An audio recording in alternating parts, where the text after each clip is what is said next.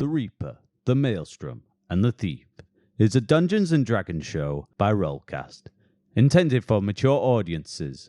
It contains mature themes, strong language, violence, and drug references.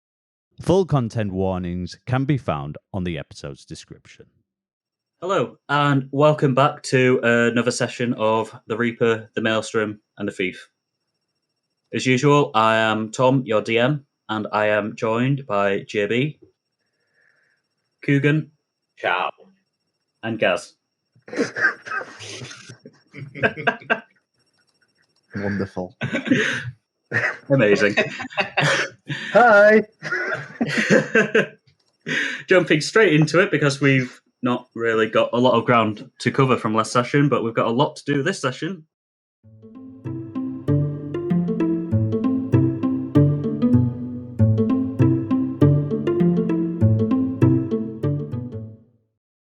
When we last left our heroes, they had started at last their smuggling mission, wherein they were trying to smuggle in a large crate of the illicit drug wormwood into Salt Harbour itself. Before they did this, though, Gregor activated the rune that Ebchar Amrius Reap gave him in order to regain his memories, which was quite successful. After this, though, it became quite apparent to the group that getting into Salt Harbour itself might be a bit of an ordeal, especially as the spell around the crate of wormwood would drop the second they breached the perimeter, which in turn would alert most of the guards to their location due to the very strong smell of the wormwood. So in order to avoid this, Iyvak had devised a plan where they would skirt around the perimeter of Salt Harbour, drop down to where the docks were, and enter that point, especially seeing as their drop-off point was the docks themselves. However, our group ran into numerous difficulties whilst traversing the perimeter, including crouching away from guards in towers, and managed to get around there, right up to the point of entering to a small wooded area next to the river. At this point, Rag decided that it would be a wise idea to talk to the plants and the trees around there to gain more information. However, whilst he was successful in talking to the plants, he was not successful in gaining their favour, instead turning the entire woods, the entire trees in the woods against him, as they had inadvertently told the trees that they had actually ripped the skin off of numerous brethren of theirs and was using that as a drug. Because of this, they ran further along down the path, following the river itself until they reached a waterfall. Rag tried to scale down the waterfall using the Infinity Knot, however fell the last 5 or so feet. Gregor, as he was waiting, tried to tie the crate up using the Infinity Rope, however managed to knock it out of his own hand and sent it flying over the waterfall. Luckily, Rag used his mage hand to push it back over the top and almost knocked out Gregor in the process. The crate at this point had broken open slightly, and a bit of the smell from the wormwood penetrated the forest. However, thinking fast, Gregor managed to fix the crate and lowered themselves down. Finally, Iyvak had managed to catch up with the group and effortlessly managed to get himself down the waterfall. Before they set off once again towards the mouth of the river, the group looked around and Rag and Gregor realised that there were 2 more watchtowers near the outskirts of the Salt Harbour itself. So yeah, last that we left you guys then, you were at the bottom of this waterfall. You'd all just managed to get there. Iyvak, you were surveying the scene around closer to where the waterfall itself is located, whereas Gregor and Rag were observing closer towards where the actual port is itself. So because of that, they were able to spot 2 more guard towers. Right, what shall we do, lads? Well, looks like we have 2 options. Do we go under or round? Rag, what do you think is best? I think under. I don't think we could tackle the ocean. Iyvak, how far can you travel there by burrowing under? Oh, and building a trench. Well, those watchtowers are a bit of a concern, I must admit. I believe I can go easily make it under the wall, quite easily. It's just how quiet is a different question.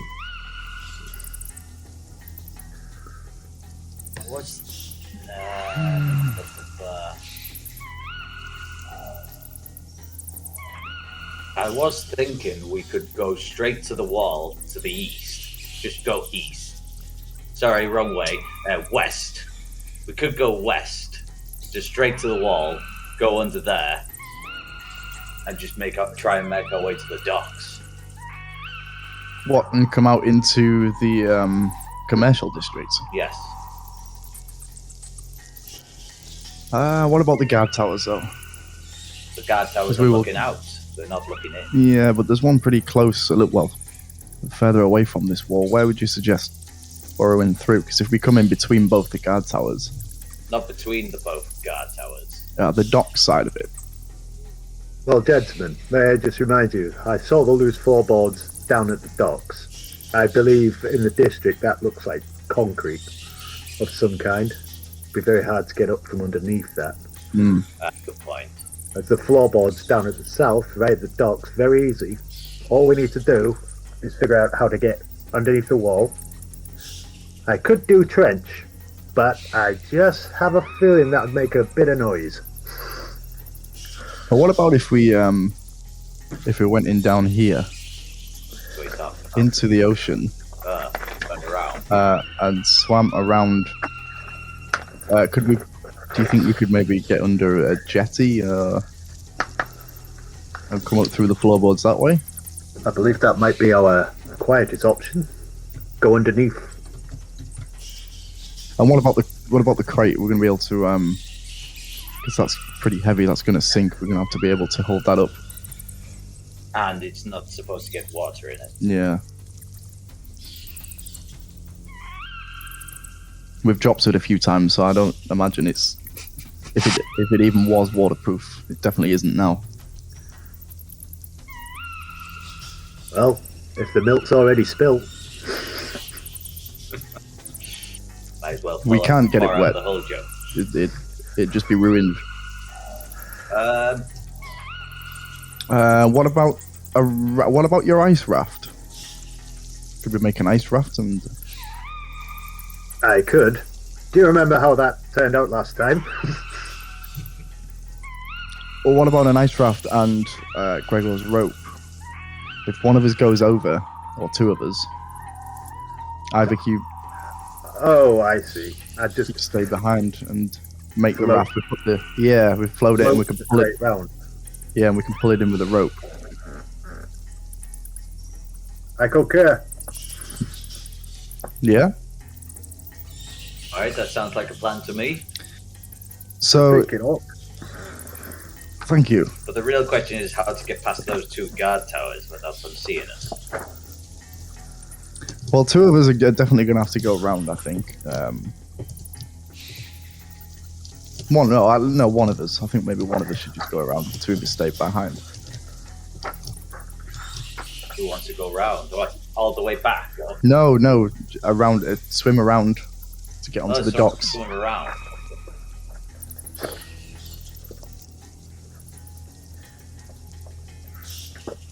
And throw the rope over the wall. Tie it up. Tie it to the raft. And then I can, or whoever goes around can pull it through. And then you guys can just swim across. Or we could just make the raft and all swim across and push the raft. We can do. It just might be easier if only one of us goes across. It's less attention to start with. And we can scout it at the same time. Why don't we cause a distraction as well? Because we may not need to. I think. We could have that ready in case we do need to. Could set the woods on fire. I'd love to do that. That's what I was thinking. Do you think Distraction. your three friends will mind? I don't imagine their immediate response would be that's people trying to smuggle something in. Fires are fire. They happen. But it is also going to bring attention from all guard towers to this area.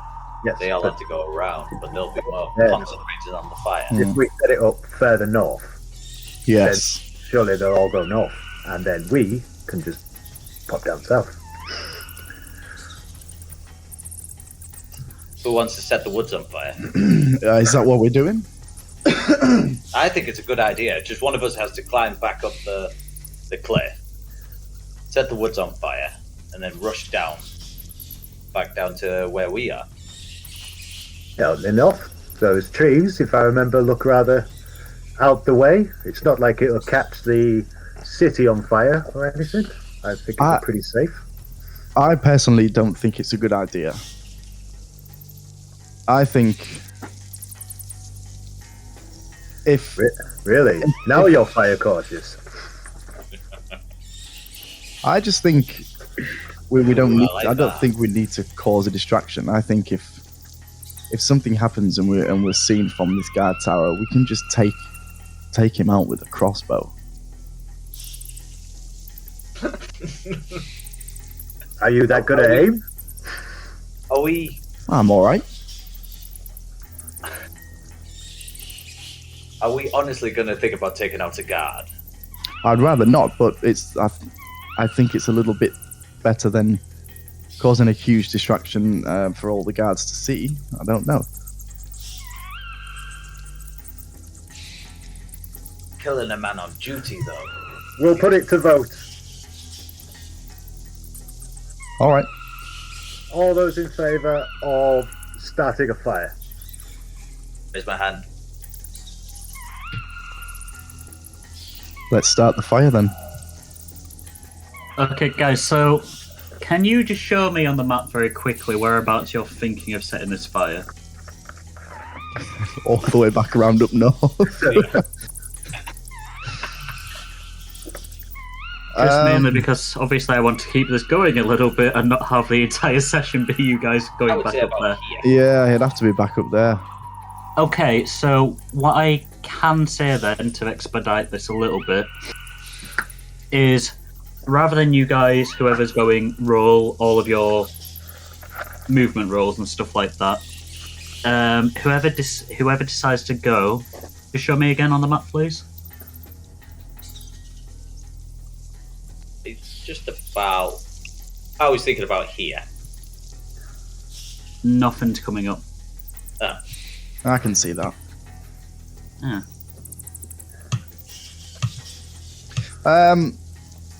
So if you go up to the corner of the wall, if you go up to the north where the wall bends round, Yeah, around about here. you see the guard tower. What's further down? The first guard tower. This one. Yeah. I ain't seen what you're doing. But Okay. Yeah, I can see. directly opposite that. Yeah. Yeah, sorry. I'm not. Oh wow, yeah, they've all just come up on my screen at once. Great. Okay, so yeah, I would need you to roll. Whoever decides to do it would need to roll either strength or athletics to get up the waterfall, and then you would need to roll 2 stealth checks because you're going past both guard towers. Well, you're not going past the second guard tower, but you're in line with that guard tower. Alright, who's the most stealthy? I think it's super risky. Well, I'm a +7 on my stealth. I have now with this new armor. Myself is no I've good got at all. it says disadvantage on my stealth. So both Rag and I- Gregor has disadvantage on stealth. Right. On further reflection, maybe I might change my... I hope you're a good aim with that crossbow. I don't think we'll need it, but it's just in case. Yes. In heaven forbids things don't go smoothly. Okay, so if you guys are traversing as normal, then I'll need you to do that D12 roll when it's your go. I believe we had it as Gregor, Rag, Iyvak. Yes. Okay, so let us clarify then. We go to the wall and hug it all the way down to south, Yep, till we reach the water. and then I create a raft. We tie, someone goes round to the other side to get under the jetty. We tie the wormwood to the raft, and that gentleman who on the other side pulls it through. And Yes. then up to the floorboards, and we're there. We're clear. Yes. What could go wrong? All right, I'm gonna Let's hope roll. not. I'm gonna roll this time. What was it? A D12. D12, yes, please.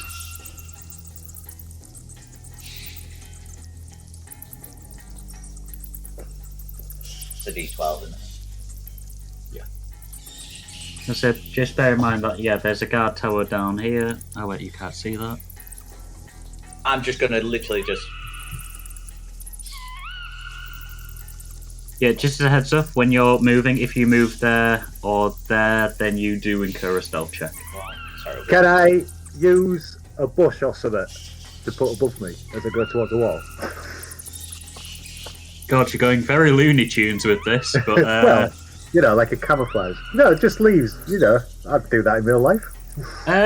potentially. Hang on, sorry, one sec. Rag, you have to move as well, I'm afraid. Yeah. you've done that. Yeah, perfect. I just wonder if that'd give me an advantage on my stealth or something. Right. I don't I'll think that's have too. I don't think I was that's too gonna say, hard as well. Because in real life, I would probably get some bushes or so as I'm looking. I was And going to say, keep- I don't think it is, but I would have to get you to do a roll, obviously, to check if that is with the stuff around you. Yeah. Yeah.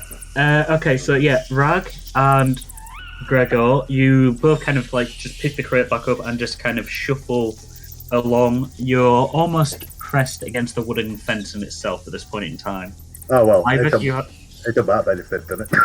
Right. I was going to say, Iyvak, you're still on the edge of the woods down at the bottom of the waterfall. However, Rag, we're up to you. I didn't know they've already gone. As Iyvak is looking around the bushes and stuff like that, to try and sort something out, he turns back and Rag and Gregor are already just kind of This pressed is like, against. What the fuck? So Rag, we're up to you. Okay. 6 for me, yeah. Okay. 1, 2. Remember, we are allowing diagonals as one movement space Yeah. as well. Yeah. Now, where are you moving the crate? Is the crate going to be? It'd have to be here, wouldn't it? Okay, would you allow me to have it there? No. Yeah, that just Yeah? means that it's pressed against the wall itself. Yeah. Well, not pressed against it, but it's next to the wall. Yeah, brilliant. Okay, so yes. How tall is this wall as well? Let me just load up the stats for Salt Harbour. As I do though, so Rag, He's only 3 foot tall. it's taller than you guys. So Rag, after Gregor has kind of led you to near where the fence, the perimeter is itself, you just kind of realise that you need to be a bit further down towards the coast. So still hugging the wall, you both kind of shuffle downwards. Not too far, but enough. You're definitely still making decent progress with this. The actual height of it is not on that. That's the metric feet of it.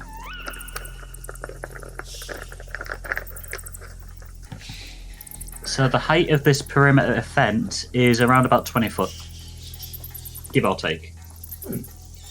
It's not that tall then, is it? It's not that tall, but it's tall enough so that if you're stood next to it, you can't see into it. Even if you stood a fair distance away, it's hard for you to see into it unless you're on elevated ground itself. Okay, I was just curious, that's all. That's fair enough. Iyvak, we are up to you. I'm going to follow then. Yep. Yeah, Hang on, did you roll your d12? Oh. 1. Once you get 1. Did you get a 1? Because it's just showing the d20 that you rolled rather than a d12. No, I've done a D12 as well. It came up as 1. Okay, well, I suppose take your ass back to where you was and move 1 square. Yep, I'm there. Right. Gregor, we're up to you. Back up to me. Alright. Yeah, back up to you. Yeah, I'm going to do another roll then. My dice.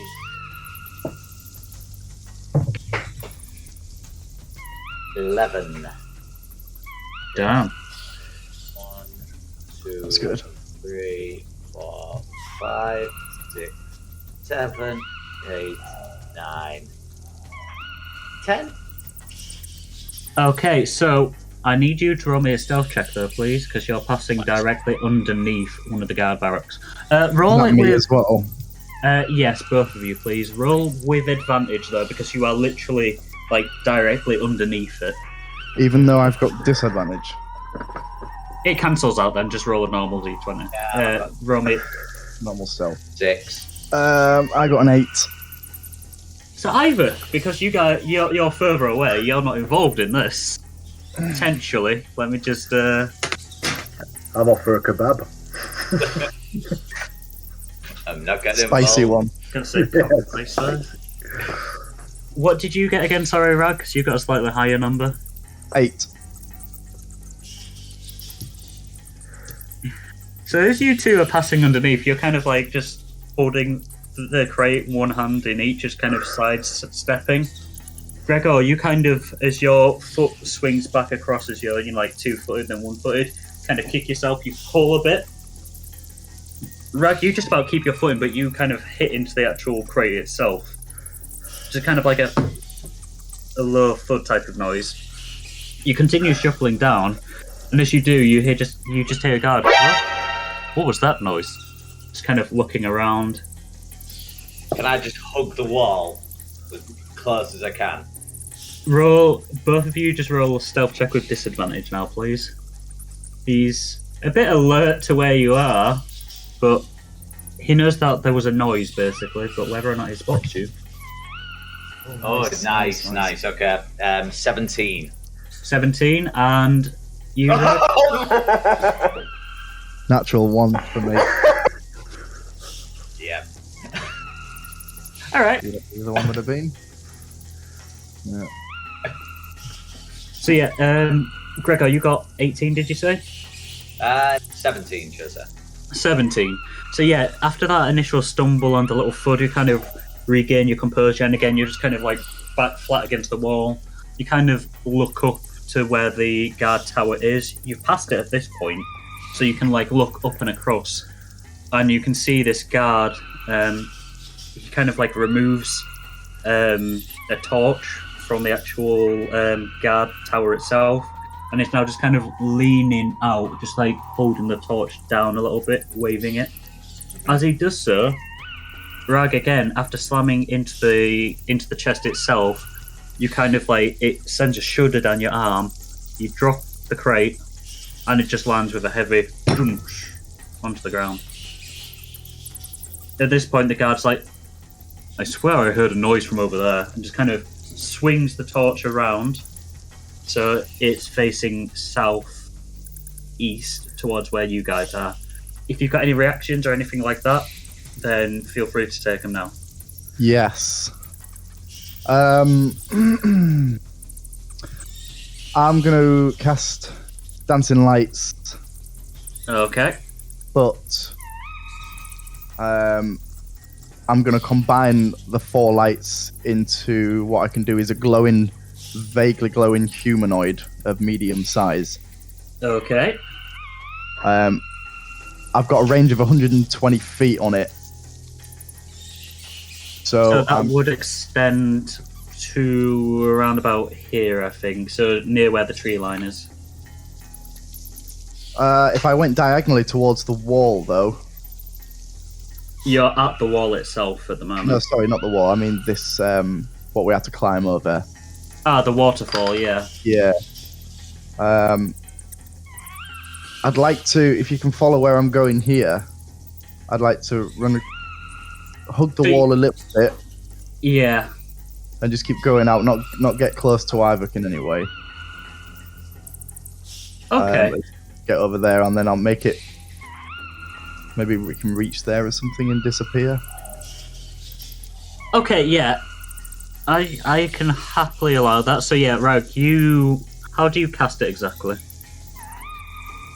Bear in mind, as a bard, you do need an instrument of some sort to cast your magic, I believe.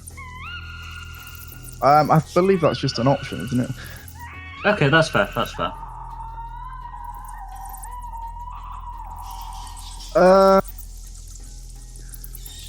So that's completely fine. If you don't need an instrument, then you just you concentrate and you will these 4 luminescent orbs into existence. The second they do, strike it like a match off the side of my leg and point it in the direction I want it to run. So you strike your leg, and these 4 orbs appear and immediately merge into one humanoid form. The second it takes form, it does light up the area for a split second, but it's more of a blinding radiance than anything else, which definitely catches the guard's attention, and it starts sprinting literally against the face of the wall. Roll me a deception check, please. Because this guard's definitely seen this glowy boy, but whether or not he believes it's a real glowy boy. 15. 15? Yeah.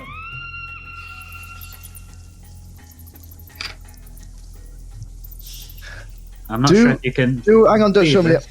Natural 20. Oh, right, okay. Can I use the ability that Gregor gave me to re-roll?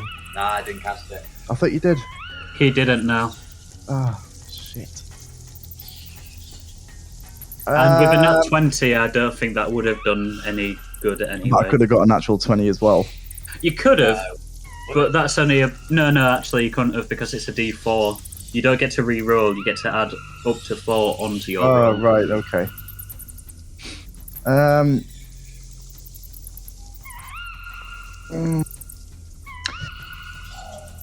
Yeah, okay.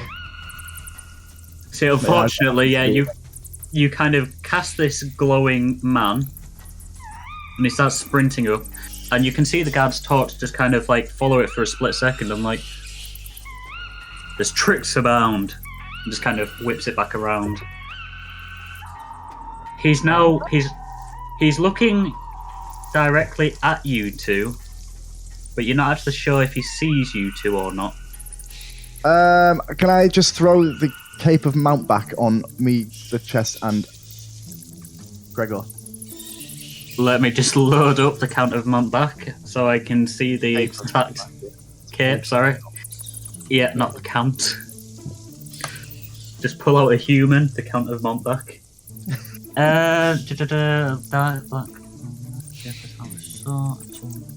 Everyone, into the bag of holding! You can't actually throw it over anyone apart from yourself. Shit, I can teleport. Actually, no, I'm gonna let you... Can I carry anything with me as I do so? The user can also bring along objects as long as they don't exceed carrying capacity, and a willing creature of their size or smaller within 5 feet. Yes, Gregor would class as within 5 feet because you are both carrying the crate, and that crate would also work because with the 2 of you both carrying it, no longer exceeding your carrying capacity. Oh, God. The only thing that No, actually, I'm going to let you try it. I'm going to let you do whatever you want first. and then I'm going to expand on it a little bit if need be, dependent on what you decide to do. But yeah, as this guard is whipping the torch around, I'm going to assume then, Rag, that you decide that a good idea would be to reach into your bag of holding, pull out this dark black cloak with a maroon red underside, and just kind of like cloak it around yourself very quickly. Yeah, that's exactly what I'm doing. So just to let you know, once you've cast the actual action, that is your go over, and it's down to Iyvak. What, just by putting it on? You've already cast Dancing Lights. Right, okay. And this will be another like major action, so you'll have taken 2 proper actions type of thing. Can I not Because use you're it as not a bonus action? I mean, Dancing technically... Lights with a cantrip as well. Yeah, but cantrips count as an action. The only reason I'm letting you do 2 actions in 1 turn is because you're not moving. Hmm. And I've done 2 actions, he's saying.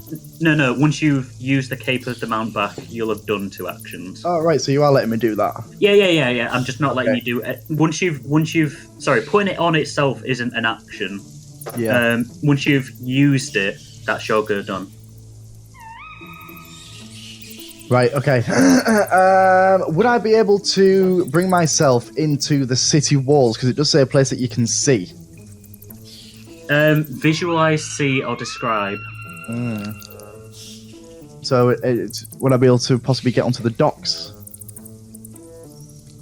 You can certainly try it, but just roll me, as you're thinking on this, as you're pondering whether or not it'd be possible or not, roll me an Arcana check, please.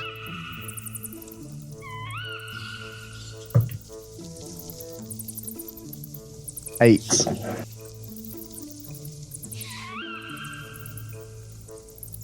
There's a very slight niggling thought in the back of your head. You're not quite able to grasp it fully, but you're thinking, this cape is magical. What it's going to do is magic.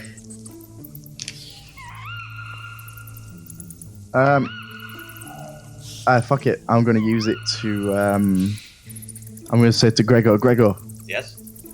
we're leaving. Hold on. I'm just a bit confused, but I grab onto the crate. Yeah, I'm going to take Gregor and the crate with me.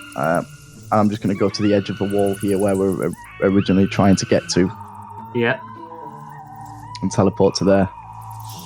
Okay, so yeah, Rag, you kind of turn and look at the door, look at the wall.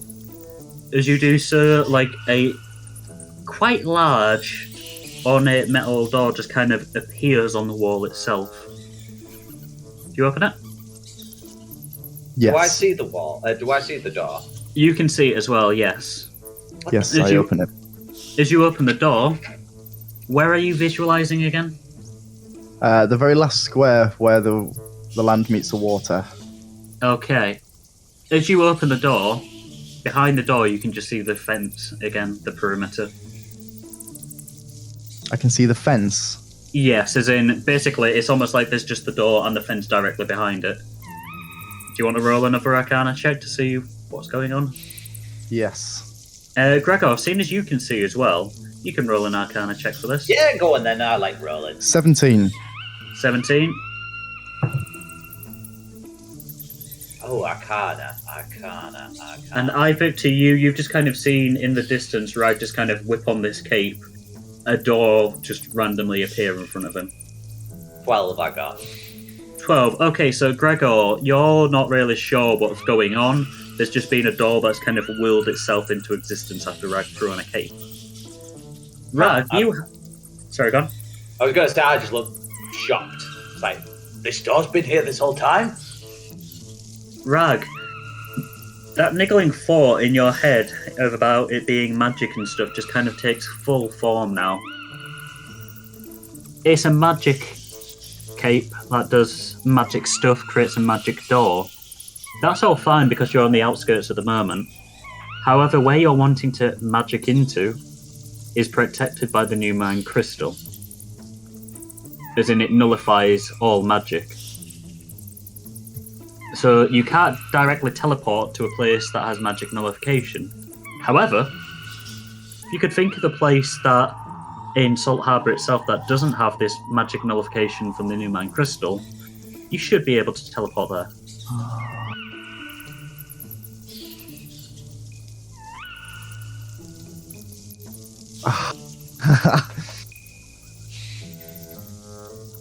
Can't do that. I can't do that.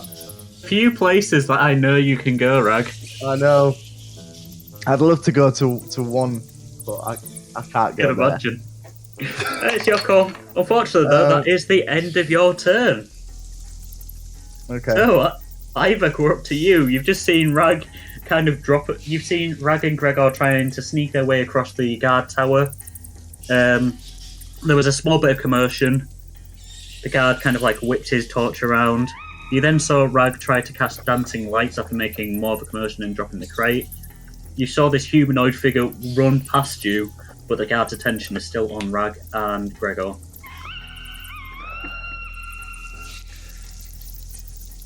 I'd be thinking of diversion, but don't know. You'd have to think of something else to get it round that wall.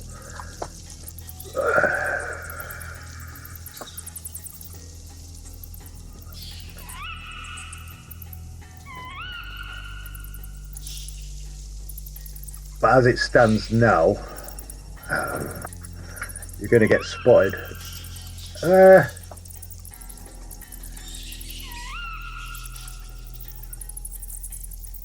Can I take my duck out and squeeze it? Ah! You can indeed, yes. Once again, let me we're having to dig deep into the back of what the hell you guys have got here. So you pull out the Ducky of Terror. Roll me a D. You squeeze it once and you just hear a. Ah! Roll me a D4, please. 2.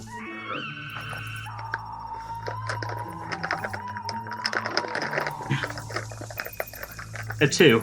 So Yeah. you squeeze it, you just hear a. Ah! Nothing happens for a second or so. And then straight in front of you, just like literally directly in front of you, just hear like a pop, and this really large goose appears, like the size of you. This goose appears, just kind of looks at you, just and stands up and walks away and literally fades out of existence. Where it was, though, there is a very large golden egg.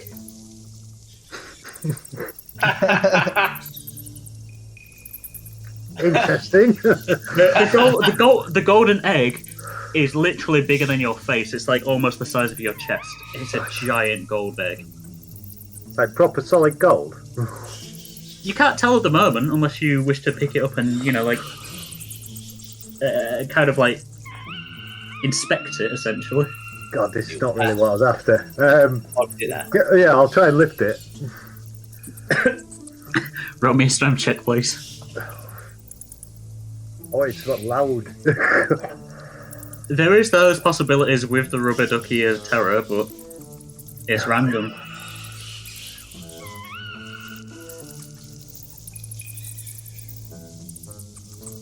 -2. Oh no, sorry, no, it's 6. 6. I was going to say, Christ, you throw out your back. You kind of like, you bend down and you try and pick it up. You get both of your hands around this giant golden egg. You kind of like perk yourself up, but you don't. You make the pulling motion, but the egg stays exactly where it is. This egg feels solid.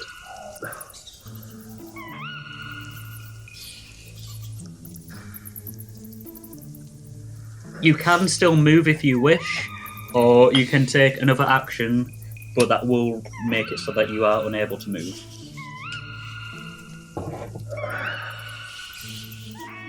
If you want, you can always squeeze the ducky again. I'll do that. Here again. Roll a d4. 1. Sorry, could I just say that I am actually primed to throw it? Okay, actually, yeah, so I'll let you throw it first, and then I'm going to... Well, I'm not throwing it, I'm just ready to throw it. Like, when I'm squeezing it. I mean, That's sort of what I was intending to do, but I just haven't said it yet. Okay, I'm gonna play this out first before it goes to Lou then. So you squeeze it, you just sort of like a and then again. But the second time it honks, it kind of echoes loudly. It's like as it's echoing, it's actually starting to get louder. It's not getting faster like last time, but it is definitely getting louder. Getting much, much louder. Roll me a con save, please.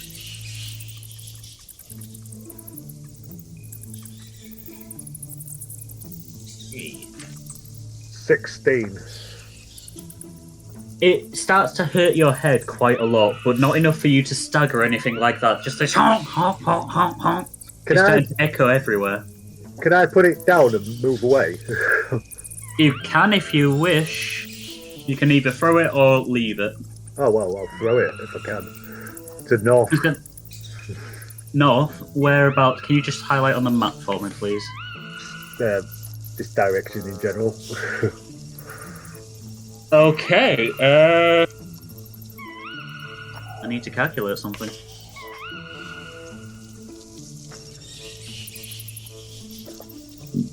I'm assuming this is really loud then, they're hearing it. Everyone is hearing this.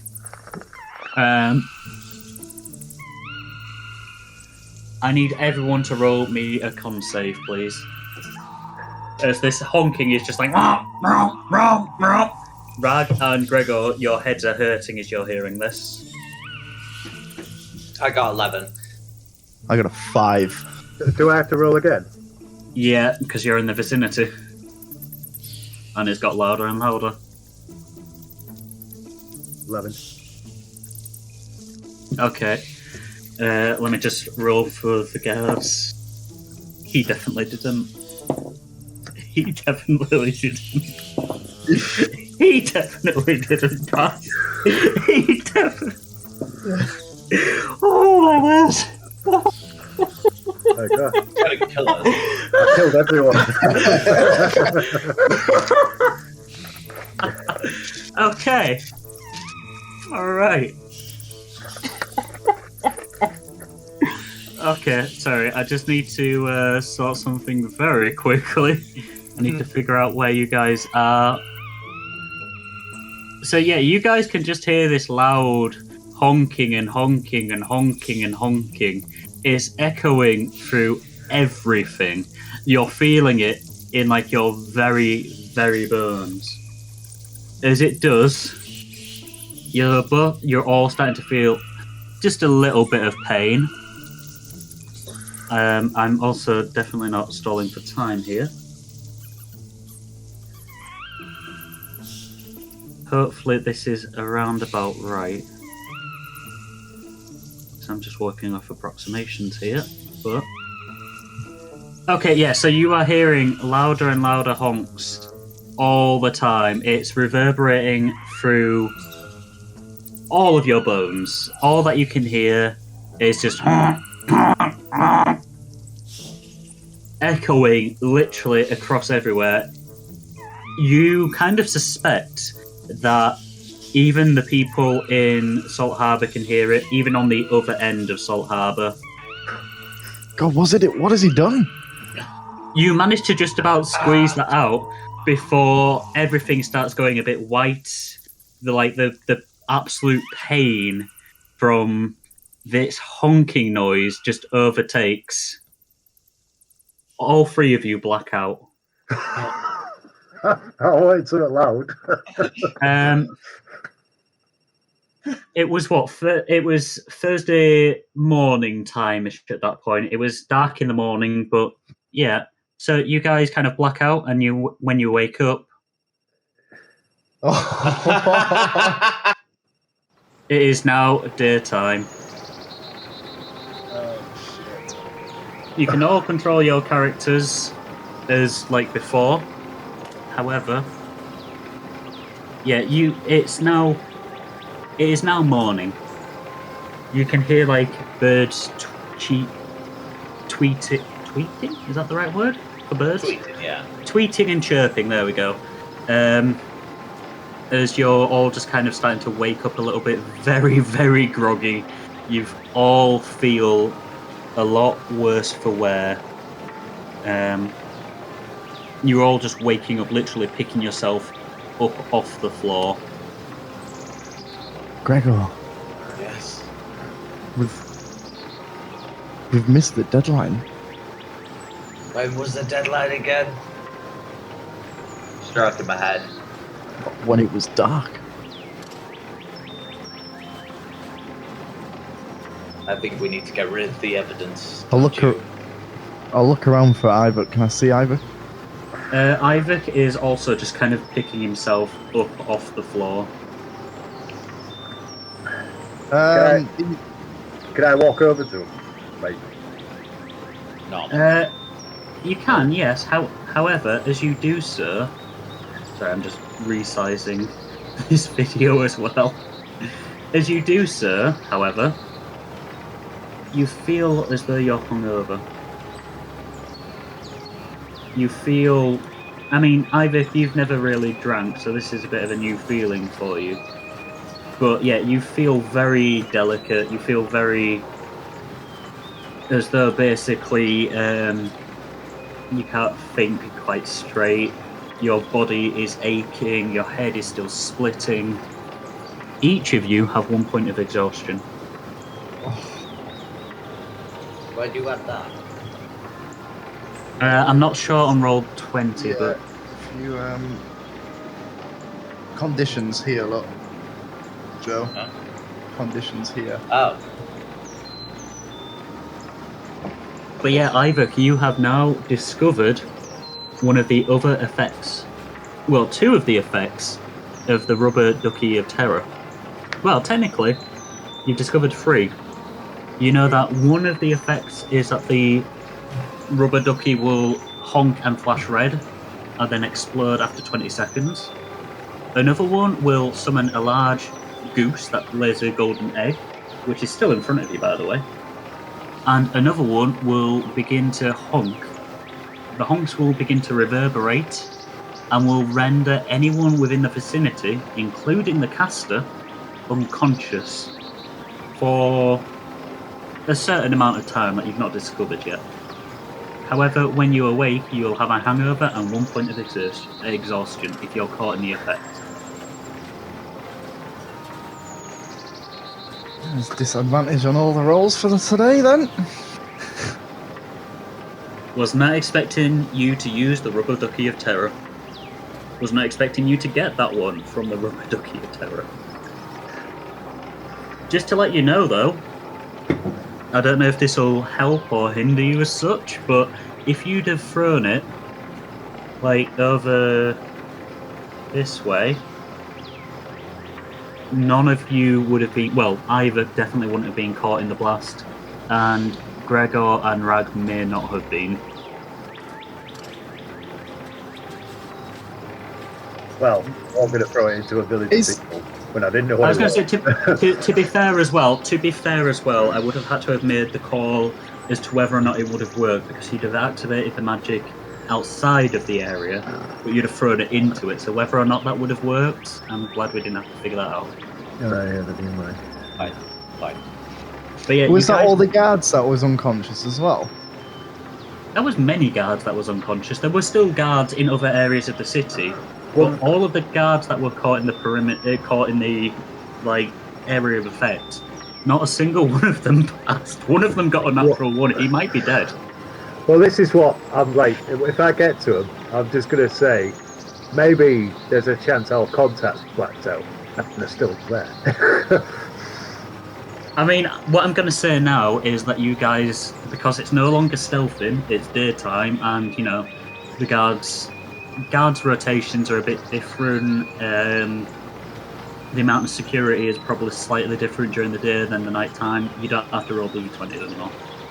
You don't necessarily have to move your characters as such. You just need to describe where you're going, what you're doing, etc.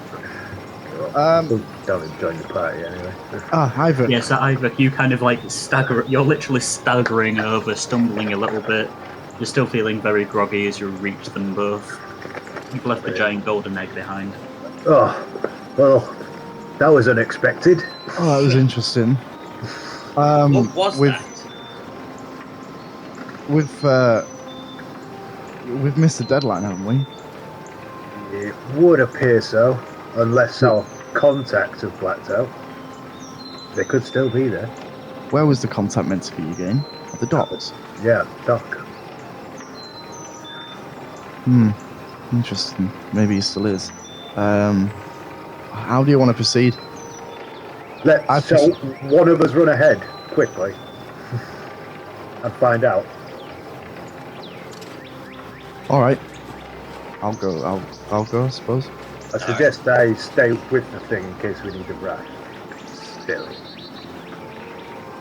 Oh, by the way, Iyvak, your rubber ducky is still up north, where you're from. Oh, is it? Oh, I didn't think I chucked it. That's why. I thought you had. Well, no, because that was about that, and then you were like, no, and then you goes white and then blacked out. Oh shit! Yeah, sorry. No, you do have your rubber ducky then because you didn't release it. Yeah, sorry, that's my bad. I'm gonna run down south then. Yeah. Try and catch him. Try and catch him before he goes. I'm just gonna get straight in the ocean. Yeah. And swim around. Get up on this jetty. If you'll allow me just to go straight there. Okay, yeah, so you run down, you run right down to the bottom of where the actual, terrain is. You look down and you see that there is a bit of a distance between the edge and the sea itself, but it's less than 10 feet, so you can dive in, literally no problem at all. Okay. You kind of swim around. The sea's starting to batter you back a little bit as you do so. You're swallowing a bit of seawater as you do, but you kind of manage to swim around. There's this large kind of outposty type of area, building essentially on the very edge of the docks. You swim past it, and a couple of people, including a guard or two, notice you. But you kind of just clamber back up onto the jetty itself. And as you do so, you're now literally just dripping wet, dripping onto the docks. And the guard spots you as you do so, and he starts making his way towards you. I'm not going to run off. I'll allow him to approach. But before he does, can I just have a look round to see if there's anybody out of the ordinary standing? Yeah, roll me a perception then, please. With disadvantage? Yes, because of your rubber ducky hangover. It's a 7 then. You're looking around, but you're still very bleary, you're still very not with it, as it were. You can only mainly see dock workers and guards. You're not sure if that means that the contact has actually gone, or if he's still there but hidden. I'll just take a walk around then. I'm not going to look at the guard that's approaching. I'm just going to walk nicely just around the docks, as if I'm heading into the commercial district. Or, yeah. Looking like I'm going to head that way and have a look around again as I do so. So as you're kind of walking up the jetty onto the actual docks themselves, you kind of turn as if you're heading towards the commercial area. And as you do, you just say, "Oi! Oi, you there?" Yeah. Now, what is it? I don't know if you know this or not, but it's not generally considered normal to be climbing up a dock on a morning from the sea. I've just been for one of my morning swims. Aye, and when did that happen? When did you go for your morning swim? Because I've been on this dock all morning, and I ain't seen no orc jump in. Well, I swam round from the other side. Kind of narrowed his eyes. You mean you swam from outside the perimeter of the city? Yes, I like to take a stroll in the morning. I mean, I have all this gear on. Look at me. I like to do a bit of training. Well, obviously, keep myself strong and fit. In shape and stuff, yeah, but you do know that if you're exiting or entering the city, you're meant to go through the main gates so we can keep a track so that there's no undesirables, coming into our city. I did leave through the main gates. Yeah, but you understand our impasse here. Then, if you've left through the gates, we've got a record of you leaving, not of you coming in. Now, I don't think you're. Just kind of looks you up and down. Don't think you're really up to much too untoward. But let me just run something by you. Imagine you're one of those cultists that we hear about every so often. And you go out, so you've got yourself a nice little alibi. Oh no, Mr. Guard, I wasn't here when the new mine crystal was destroyed. It's kind of like raises an eyebrow at you at that. Oh yeah, of course. I understand your need for caution. I'll see that it won't happen again. Well, if you don't mind, The new mine. What was that? Sorry. Sorry, did you just say the new mine crystal was destroyed? No, he was using that as an example. Oh, He just kind of looks at you and goes, "Well, if you don't mind, and I suppose if you're a law-abiding citizen who has just gone for a morning swim, you won't mind. But me and my colleague here are going to have to escort you back to the main gates so they can actually keep a record of you coming into the city. You understand, of course." Yeah, of course. That's fine. Just kind of, he does genuinely smile slightly. You get the sense that he no longer thinks that you're a threat, that you are just some orc who decided to have a morning swim outside of the perimeter. So he takes you, he just kind of walks next to you. Are you following him now? It's not optional, is it? So, I mean, you can do whatever you want. Anything is optional technically in D&D, just whether or not you should is a different matter. yeah, no, I'll go with him. There's a record of me leaving the city, so. Okay, this morning,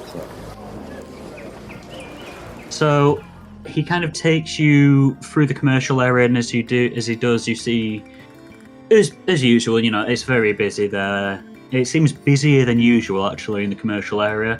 Just hear a lot of hubbub, you know, like people shouting for more and more things. I'm just going to the commercial area. Shake my hair like that so all the water goes all over the guard. He just kind of stops for a second, just looks at his now sodden armor. You could have done that on the docks, you know. Would have saved me some cleaning later on. Wife ain't going to be too happy about this. Women, eh? I know, right? Doesn't laugh or anything. Just I know, right? Leads you through the residential area, and you are now at this point in time. You are now in the outer area. Oh shit! What happened there? You are now in the outer area, specifically where the gates are. Just kind of leads you up to the gates, to the two guards that are stood there. Got this one here. Says that he nipped out this morning for a morning swim. Kind of looks at you. What did you say your name was again? I didn't. But it's Rag. Rag. Is that short for anything? It's short for Ragnarok. Ragnarok, alright. Just kind of like pauses, looks at one of the guards. Have a check in the ledger book, see when Ragnarok here last checked in and out. It's like, alright, give me a second. This kind of burly looking guard just walks off into like a side room where the gates are. Brings out this massive, and I mean absolutely massive, leather-bound book. Starts flicking through it. Ragnarok, you say? Ragnarok. That's correct. Looks at you. Are you a full-blooded orc or an half-orc? I'm a half-orc. Alright. Just looks through it. Ragnarok. Half-orc. Nothing from this morning. Looks up. Nothing from Thursday. Kind of fingers down. Ah, Ragnarok half-orc. You signed out with Gregor, that dragon-looking guy, and Iyvak Mileart, was it? Yeah, the that's human correct. amongst it. Yeah, it says here that you checked out on Wednesday evening, quite late on Wednesday evening, and you've not been back since. It's Friday today, Friday morning. Wednesday evening? Yeah, looks here as though you've somehow like missed 24 hours of your life. You're not sure how that's happened, do you? I have no idea. Turn this Hit music the ale down a bit too. Yeah, it is a bit loud. Hit the ale a bit too much, have you? Oh, well, I must have done. Well, Are you sure? Maybe was it you that was on guard duty? no, but it's what the logbook says. Whenever someone checks in or out, we put it down, the time-ish, and the date. Wednesday evening, latest evening was when you three checked out. I'm just wondering if maybe it's been missed, but I don't think it has. doesn't lie, then. I was going to say, book don't lie, but the only thing I can think of is, well, if you guys went out on a... I don't know what you three were doing, it doesn't actually have a reason in the book, but only thing I can think of is if you came back in a less than good state, whoever was on that night may have just waved you straight through. I tell you what, I'll have a check to see who was on watch for Wednesday night, Thursday morning. Just give me 1 second here. Give me 1 second. And it just kind of starts flicking through a little bit. He looks at you, not incredulously, not like he thinks that you're bullshitting him, but he just looks a bit curious. All right. Let's see what might have happened. By any chance, kind of looks at you. When you returned, doesn't matter where, like on the Thursday morning or the Wednesday evening, was there a guard who seemed quite young, very nervous, like a ball of nervous energy? I believe I do recall something like that, yes. That might have been Genesis then. It's not exactly what we'd call good at his job. Seems to be a bit... New guy, you've got a new guy, yeah? Oh, no. We've had him for a while, but so something happened a couple of months ago. I doubt you'll know anything of it, but one of the local storekeepers, his wife was murdered in the near the slums, and Genesis was actually quite close to her.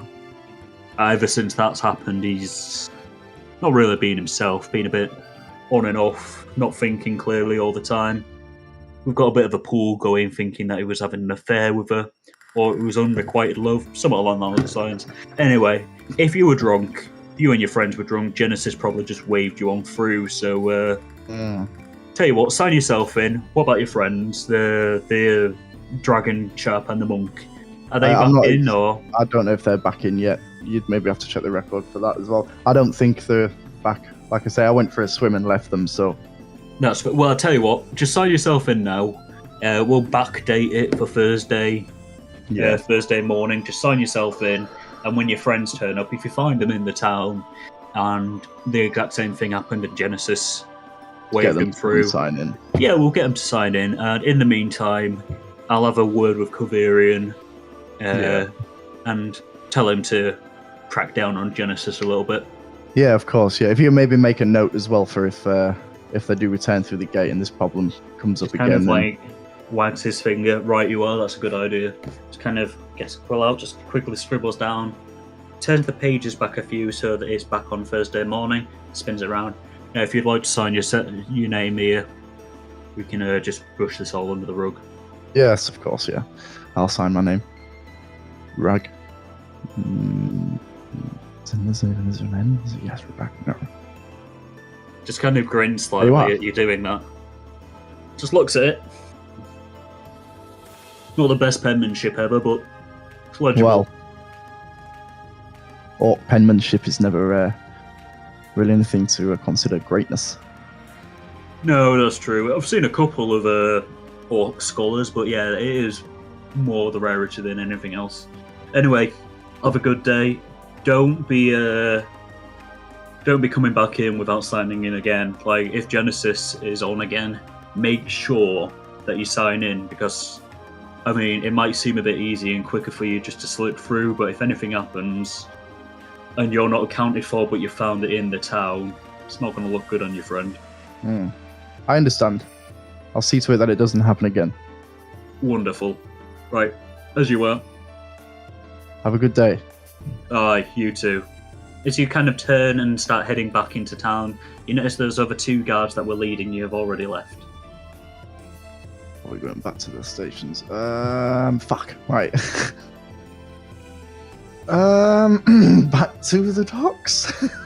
Yeah, so you kind of make your way back through the docks. Just roll me a history check as you do so, though, please. History. Yes, history, please.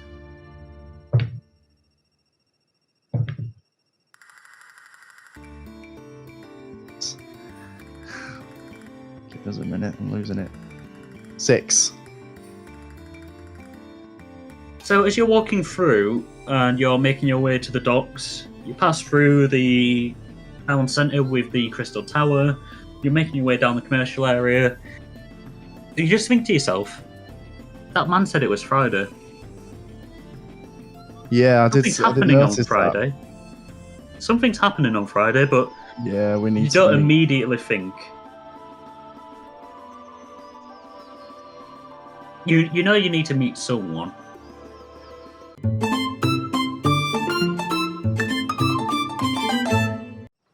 What's your favourite colour? Look, Greg. Yes. It's been a while. I don't think he's coming back. Yeah, It's been about 15 minutes at this point. I wonder if the guards got it. Maybe. What do you think? What should we do about this crate?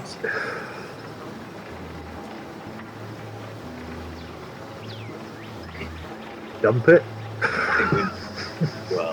I think what we need to do is go to that river and just throw it in. Yes, I think this operation's a bust, isn't it? Like, we don't want to be caught in this. Yes, and we don't want to be carrying around narcotics everywhere. Yes, you're absolutely right. Alright, so I'm going to lead it, to that little river that's just about to go out into the sea. Yes. So, Right. Rob, are you just trying to do it by yourself? Can you give me a hand, Iyvak? Yeah, okay. Yeah. So you both kind of wander over to the crate itself. You both lift it up on one side, and you just kind of. You're still finding it difficult to even walk at the moment. You're feeling very hungover. Like it's not quite double vision, but like when you're walking and you're just kind of swaying from side to side, not quite steady on your feet as you get to the edge of the river. You see that the river does flow out into the sea itself. I was going to say, before I do anything, it's like, what was that loud goosing noise? Oh, that'd be this blooming rubber duck. I thought you were going to squeeze it again then. Knocked out for another 24 hours. Yes, I didn't think it would do that. I was after something that made noise, maybe not quite that much noise. Right. Oh well. Let's Live and learn, eh? You do. I'm just going to literally just get my dagger and then just stab the side of the box. Okay. And as I do that, I push it into the river. So you stab the side of the box, of the crate, immediately cutting into it, and there's a large crack and stuff. Immediately undoing the enchantment that masked any of the smell. So this really strong fungusy smell just almost erupts from the crate. You push it in, and as it does, you see bits of bark exiting the crate, going directly into the river. Yep. The water starts filling up the crate, and the crate, still getting pushed along but quite slowly, starts sinking until it hits the bed of the river, and it stops moving. As more and more of this bark is just being released from the crate into the river, into the water stream, into the water source, down the river, into the ocean, potentially where people, fish and drink and eat. You're releasing an entire crate of psychedelic bark. Your spontaneity, Gregor, never ceases to amaze me. I look at it as not a problem because I always think of just get rid of the evidence at the bottom of the sea. I mean, it's not been pushed out to sea, it's sunk in the river itself, but the bark itself is, it's starting to get carried away. Roll me a perception check, both of you, very quickly, though, please. With disadvantage. With disadvantage for both of you, yes. What is it? Perception? Yes, perception, please. 9. And what are you, Gregor? 9. You're not sure, but both of you could swear as you're seeing this bark just like exit and flow in the river. You're not sure, but you could swear that the river has kind of like gone a ever so slightly, almost imperceptible brown colour. I just like go, Do you think that'll cause a problem? Just looking at Iyvak. Nah. That'll be fine. Shall we make our way? You guys have just tipped essentially drugs into the river, discolouring it, just like walking away whistling. Where are you guys heading? Nice morning for a walk, isn't it, Greg? Yes. I think we should start walking quite fast now. Yes, let's say we go up to a jog. A little bit of business doesn't harm. Let's go. So where are you guys jogging to? Sorry. Let's head north. Yeah, head north, straight to the cliffs. Okay, so we'll say that you guys managed to scale the cliffs, and I'm assuming you go into the front gate. I was going to say I left the rope there. I tied some rope there. Okay, yes. Am I going to cross the golden egg on the way back? You can, yes. It is still there. Hey, Greg, that duck thing. Greg? Yes? Do you know that duck possession I have? Yes. No, but rather weird thing happened before that Echo of Doom. This giant goose appeared ahead of me and made this thing. Do I see it? You see this giant gold egg, yes. Is that what I think it is? Dinner? Well, if you could crack it, can you lift it? Yeah, I'll try and lift it then. Roll me a strength check, please.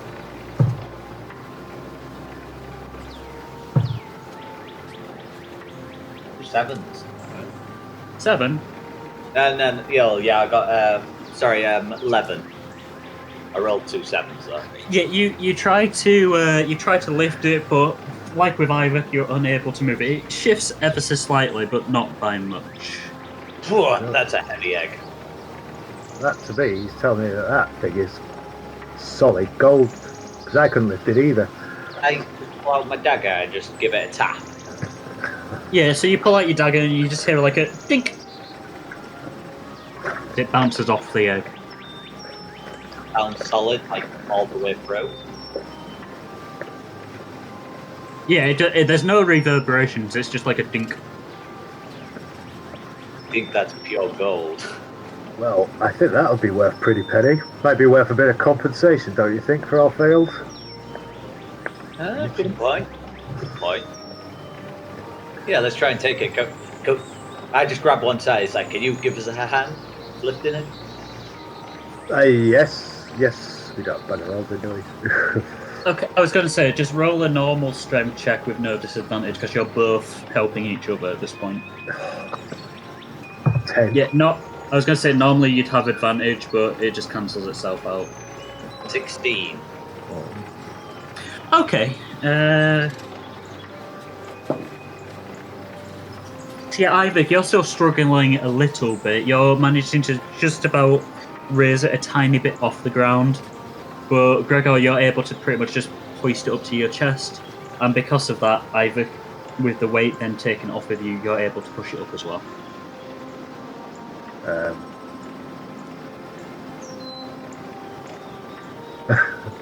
And Now, so You are now both carrying a large egg. I'm just so we have to get up that cliff and that as well, though, don't we? I tell you what, shall we just bury it and we'll come back if we need money? Good point. Good point. Yeah, okay, we're going to start digging a hole in the ground. Okay. Whilst this is happening, then, as you guys, we're just going to say that you managed to dig the hole and bury the egg, and I'm assuming you go to the main gate. Yeah. As this is happening, Rag, you said that you were heading back to the main gate? Yes. Yeah, I'm heading back to the main gate. Okay. You are currently, at the moment, in the outer area, then. So, like, where that large circus tent, etc. is. Yeah. Before you reach the main gates, could you roll me a perception check, please? Can I just say, can I put like a marker where that was? Yeah, so Iyvak, you kind of like just put like a little stack of rocks to almost denote where it is. Oh, thank you. 7 for me. 7, okay. So yeah, I guess you're walking up the like dirt path towards the main gates. You're kind of looking around as you would, basically just like trying to look normal and whatnot. On the left-hand side, so where the outer residential area is, it generally looks normal-ish, but there does appear to be a couple of some things that seem to be slightly broken.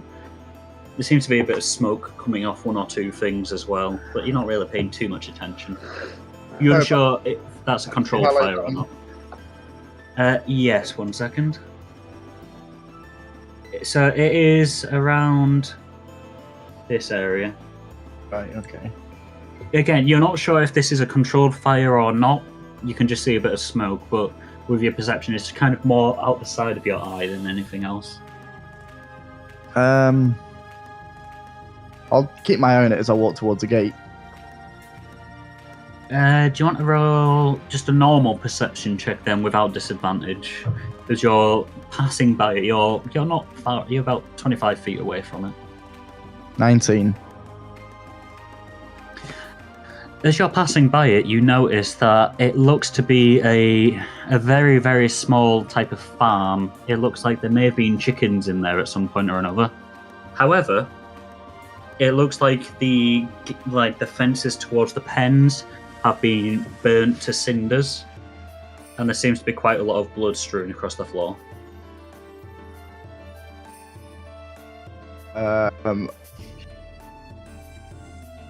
Blood as in from the chickens? From the distance where you're at, you're not able to tell. You can just see a lot of claret around the area, whilst these fences are still smouldering. I'll go check it out. So yeah, you kind of break away. You kind of like pass by the large circus tent, the like store selling some stuff on that side, and as you begin to enter towards where the farm is, you can just hear more hubbub around. You can hear a couple of farmers like just chatting to each other. One of them sounds increasingly worried. As you're getting towards them, as you're reaching closer towards them, you can just hear, I don't know what it was. It looked like a monster. Breathed fire, and the next thing I knew, the entire fig was on fire. And none of my chickens made it. Snarled at me and then went off. Inmates. You can just hear the other farmers. Oh, well, I'm sure we'll find it at some time. Yeah. Have you told the guards about it? No, I've not told any guards. They won't believe me that a dragon's around. Okay, with that then. I'm not going to say anything to them. I'll return back, walk to the main gate. You are now back on the main path. There's birds cheeping overhead. You can still just about hear some of the farmers chatting. It's less a chat at this point, it's more of a general worried kind of like, oh fuck, what are we going to do? There's a monster loose. Yeah. Am I at the guard tower, the main gates? Yes, you have now passed to the point where you are at the main gates themselves. I'll just shout if they're going out. Ragnarok, signing out. Alright. Yeah, I'm Mark going to it down go. on the log. Thank you. I'm going to go see if I can find my other two. Try not to lose another day again. These horses Yes. out here. They are the guard horses. Okay, so I cannot rent one. I mean, you'd have to chat to Colverian, but seeing as the guard horses, I doubt it, mate. Is there Colverian's any... in that big building over there. Just points, and you can see the guard barracks. Is it really close? It's literally next to the town gates. I'll just quickly run over to that little guard tower then, and Okay, give me 1 second. So yeah, you exit the city gates. Sorry, the town gates then. Let me just load this up.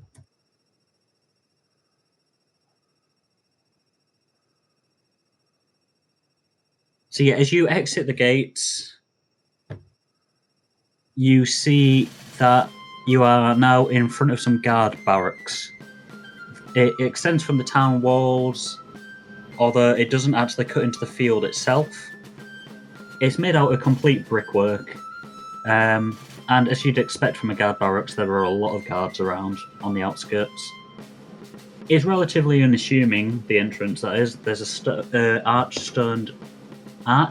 stone doorway. There's 2 guards stood either side, manning it with spears. There's not an actual door in itself, it's more just an archway. I said to the 2 guards, I don't suppose I could rent one of your horses for the day?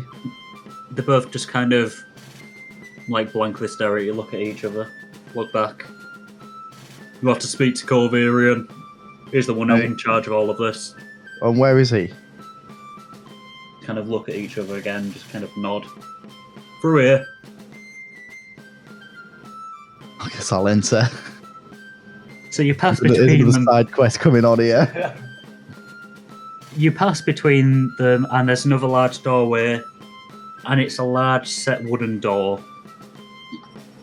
There's an external metal latch that you can see on approach, but the latch does appear to be off at the moment. Bang on the door. Caverian? The door just kind of swings open slowly. In front of you is a long passageway. It's just like a straight passageway, but as you're looking down, like before you've even taken a step, you can see that on the left hand and on the right hand side, there is one room apiece, and at the very end is another doorway.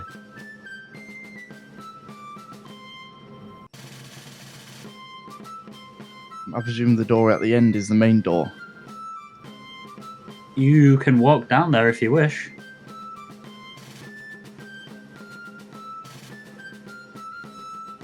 Oh, fuck it. It's not worth it. I'm just going to leave. I'm just going to leave and start jogging around. So yeah, you just kind of... It'll take too long just to get a horse. You kind of like just turn around and walk back out of the door, just shut the door behind you. As you're exiting, you see the 2 guards that were stood there. You find Colverian. No. Oh, he's in the quartermaster's chamber. Thanks anyway, but it's all right. I don't think he's going to let me, to be honest. Nah, you're probably right there. He's a stickler for taking things out of our inventory and whatnot. You'd probably have to do quite a big job for him or pay quite the price. It's fine. Thank you for your help anyway. No problem at all, citizen. If you're ever in any need of a guard, shout for a guard, I guess. Ha. Haha. With that, I'm going to start jogging. Okay, Running around and try and meet up with where I remembered they were. Okay, so it takes you a good 5 or so minutes to go from the barracks itself, around the corner, around all the perimeter. As you are heading towards where the woods are before turning downwards, in the distance, you actually see not Rag. You see Gregor and Iyvak just kind of making their way up the path to you, or up the field to you. Iyvak, Gregor. I'm just whistling. Just. There's our friend Rag. Alright, right. Oh, I managed to get back in the end. One of the guards saw me as I was climbing up, and I wasn't accounted for in the city, so I had to go to the guard tower at the main gate and sign in, and it was a bit of a kerfuffle. Well, we decided better of it and dumped the merchandise. I'm glad you did, because it turns out it's Friday. Friday? It's Friday. We must have been knocked out for a full day, a full 24 hours. Do I know what's Friday? Blimey. Everyone roll a history check to see if you know what Friday is. I rolled a 9. A 9. I can't remember. I'm the same 9. Really? Because it says 17 down here. Yeah, with disadvantage though, wasn't it? Oh, 11 for me, sorry, not 9. Okay. 11 4. and 9. Okay. So Gregor, you're just kind of like, oh, it's Friday. That's cool. Oh, wow, we've lost a fair amount of time. Wow. Yeah, wow. Yeah, just pretty much wow. We were asleep for a long time. Iyvak, you know that there was something that you're meant to do on a Friday, but you're not sure what it is exactly. Rag, what did you get again? Sorry, 11? Yeah. You know that you need to meet someone in the early afternoon, but you're not completely sure where or who. Thing is, we sort of know, though, don't we? Don't we have to You be do, on yeah, Friday? but I was going to say, you know that something is definitely happening on Friday. We're just groggy and stuff like that. Well, why don't we get some rest and then we'll figure it out tomorrow? Well, tomorrow's another day. Yes. This is Friday, and we have something to do on a Friday. Somebody to meet. Because there might be other people in town that know who you're meant to meet on the Friday. I know who I'm meant to meet. Tell you what, let's go see Edgar. I was gonna say, unfortunately, this is the thing where you as the player know more than you as your character. Yeah. I tell you what, we'll go to the cavern. We'll talk with. Yes, yeah, but just let me say this first. The guard was a little bit confused because I obviously swam in from the port side. I had to go to the gate because we're supposed to check in and out. And obviously we checked out on Wednesday night. And we've only just checking back in on Friday.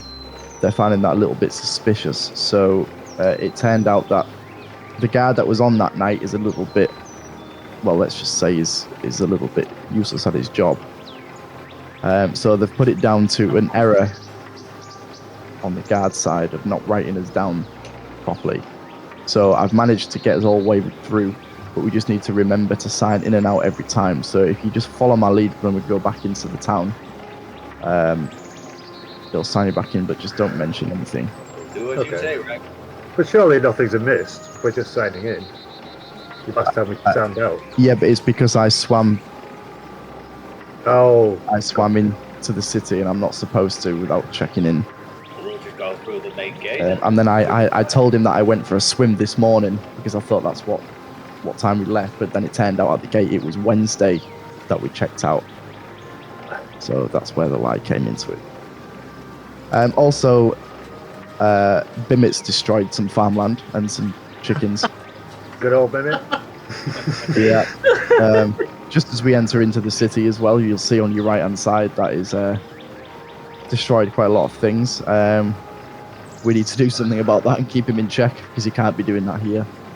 No. Well, last thing is, I'm saying with. Okay.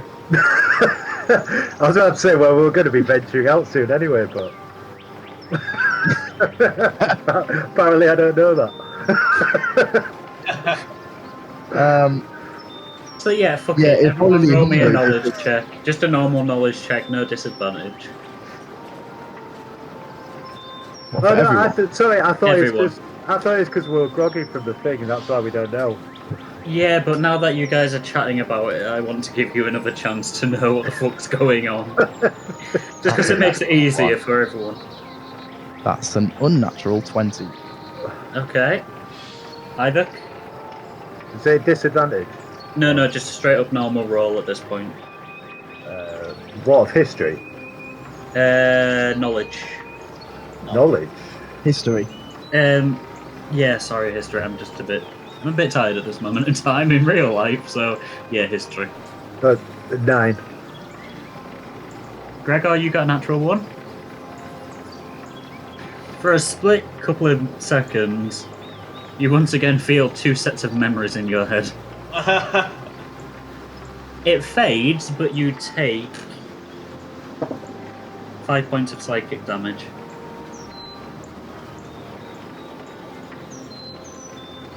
Iyvak, with that 9, did you say, sorry? Yeah. With that 9, again, you definitely know that something important is happening today, but you're not 100% sure of what. You just know it's a very bad thing that you lost 24 hours of your time. Rag, you got a nat 20? Unnatural 20, sorry. You know that you guys are setting off on your expedition this evening. You're meant to meet Amrius and Ebchar Reap at the Reap Manor in the early afternoon. We need to meet Ebchar and Amrius. Ebchar, that's the... Yes, that was Yeah, it. you all now remember. Yay! That's the manor, the Reap Manor. Reap Manor is where is it? Oh, that's Yeah, all where is that. That's Friday. What time? We need to get going. Yeah, we do, yes. Yeah, you'd estimate at this point in time with the position of the sun in the sky, you've got about 3 hours. 2 or 3 hours. You've not got long at all before you need to get ready to go. Do we need anything? We need Bimit, don't we? To be honest, Bimit's not come around for a few days. I think the reason why he's eating these chickens is because obviously we haven't been feeding him. He's been having to get his own food. I don't know why he hasn't come back. I don't know if he's lost. We can try and look for him, but we don't have that much time. I'll go back to the tavern and see if he's there. Have you not been feeding him, Greg? I have while he's been here, but not since he left. We may have to sweeten the deal for our little pets if we want him to stay around. I did say I'd get him a few steaks. Yes, I do seem to recall him muttering steak quite often in the past week or so. So I need to get him some. But what's the point if he's not here? I think we've got a plan then. Rag, you go get some steaks. I'll go look for Bimit in the tavern, and I'm not going to get some steak. I say Gregor just pretty much ignoring exactly what Rag said, just like, oh, I heard the word steak. You know what?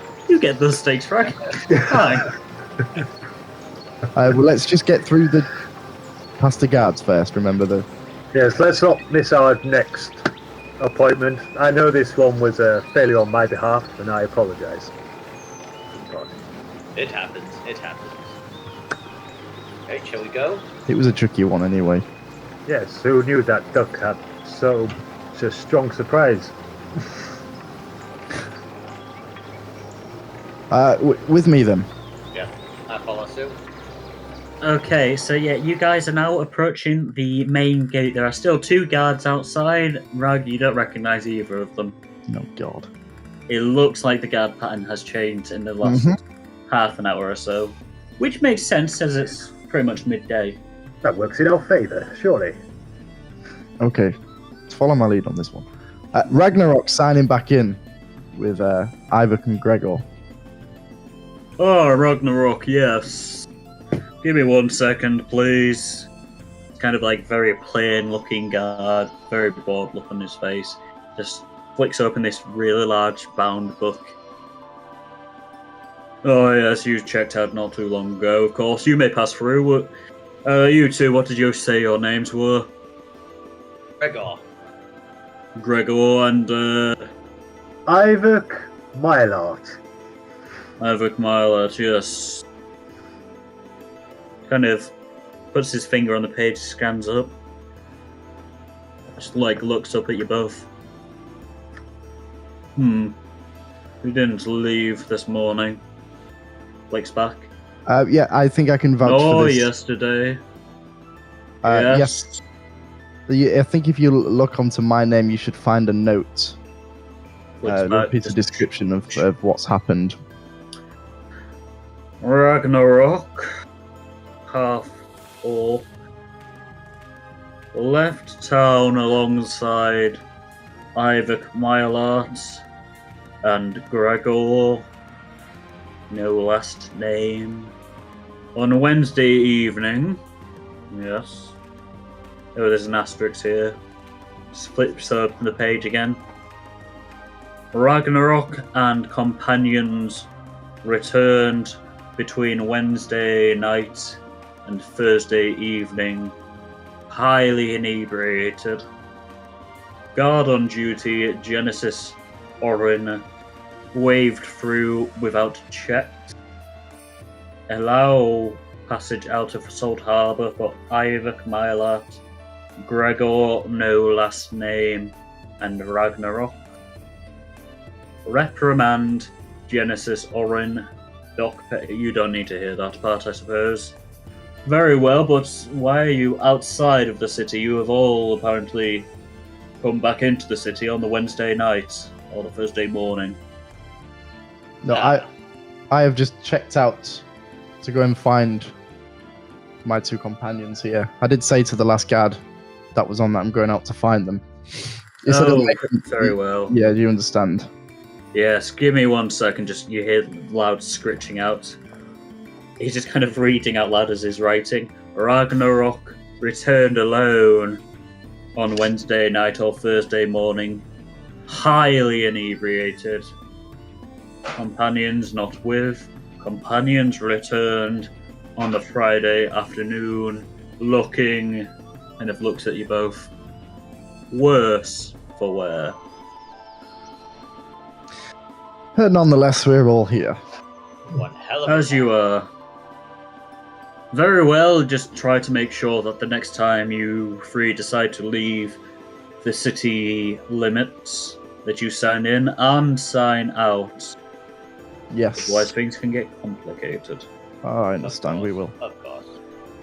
Thank you very much. Very good. No problem. Please enjoy your stay. Do not cause too much trouble or ruckus. Do not cause the guards to have to take an interest in any of you. You will have a splendid time in this town. I believe we will. Sure we will, if we can get in. Let's go then. Kind of, the guard lets you all through, but just kind of glares at Iyvak as he walks by.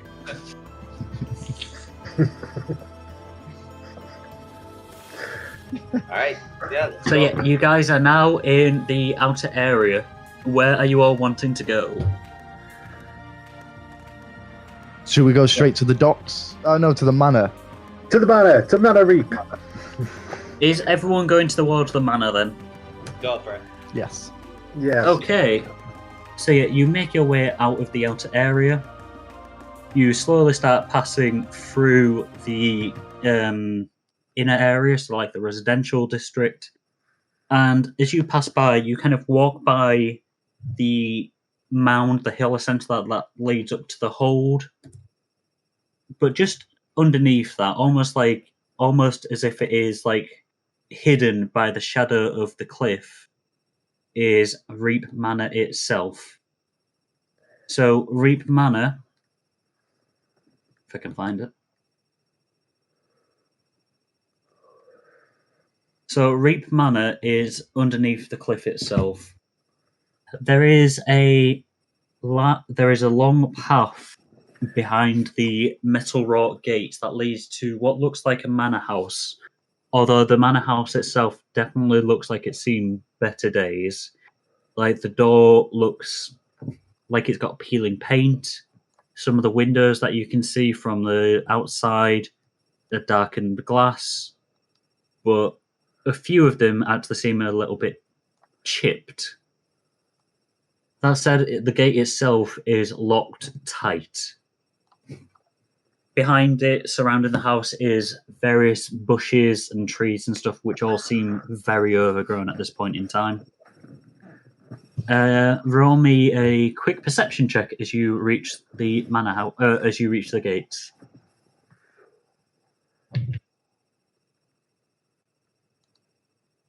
Disadvantage, isn't it? Yeah. Yes, unfortunately, you are all exhausted unless you either sleep for a long rest or get something that can take off that exhaustion. That's a 2 for me then. Okay. 8. 8. 11. So yeah, Rag, as you're kind of walking down the path around the streets and stuff like that, closer to Reap Manor, you're unable to see where the house is actually split to allow you to actually reach the gates themselves. You're just not feeling it today. You are very... You felt like this on Wednesday before you had that potion, and you're not exactly ecstatic that you're exhausted again. Gregor, what did you get again? Sorry, 11? And yeah. And Iyvak, you got 8? Yeah. Iyvak, you kind of like, as you're walking alongside Rag, you do see an alleyway that leads towards the Reap residence. Especially seeing as you've been there before, you kind of like direct everyone that way. Mm-hmm. And Gregor, as you are now taking point heading through them, you do actually see that in front of Reap Manor is a small gaggle of people stood around.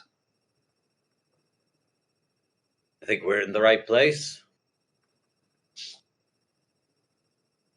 So do you guys...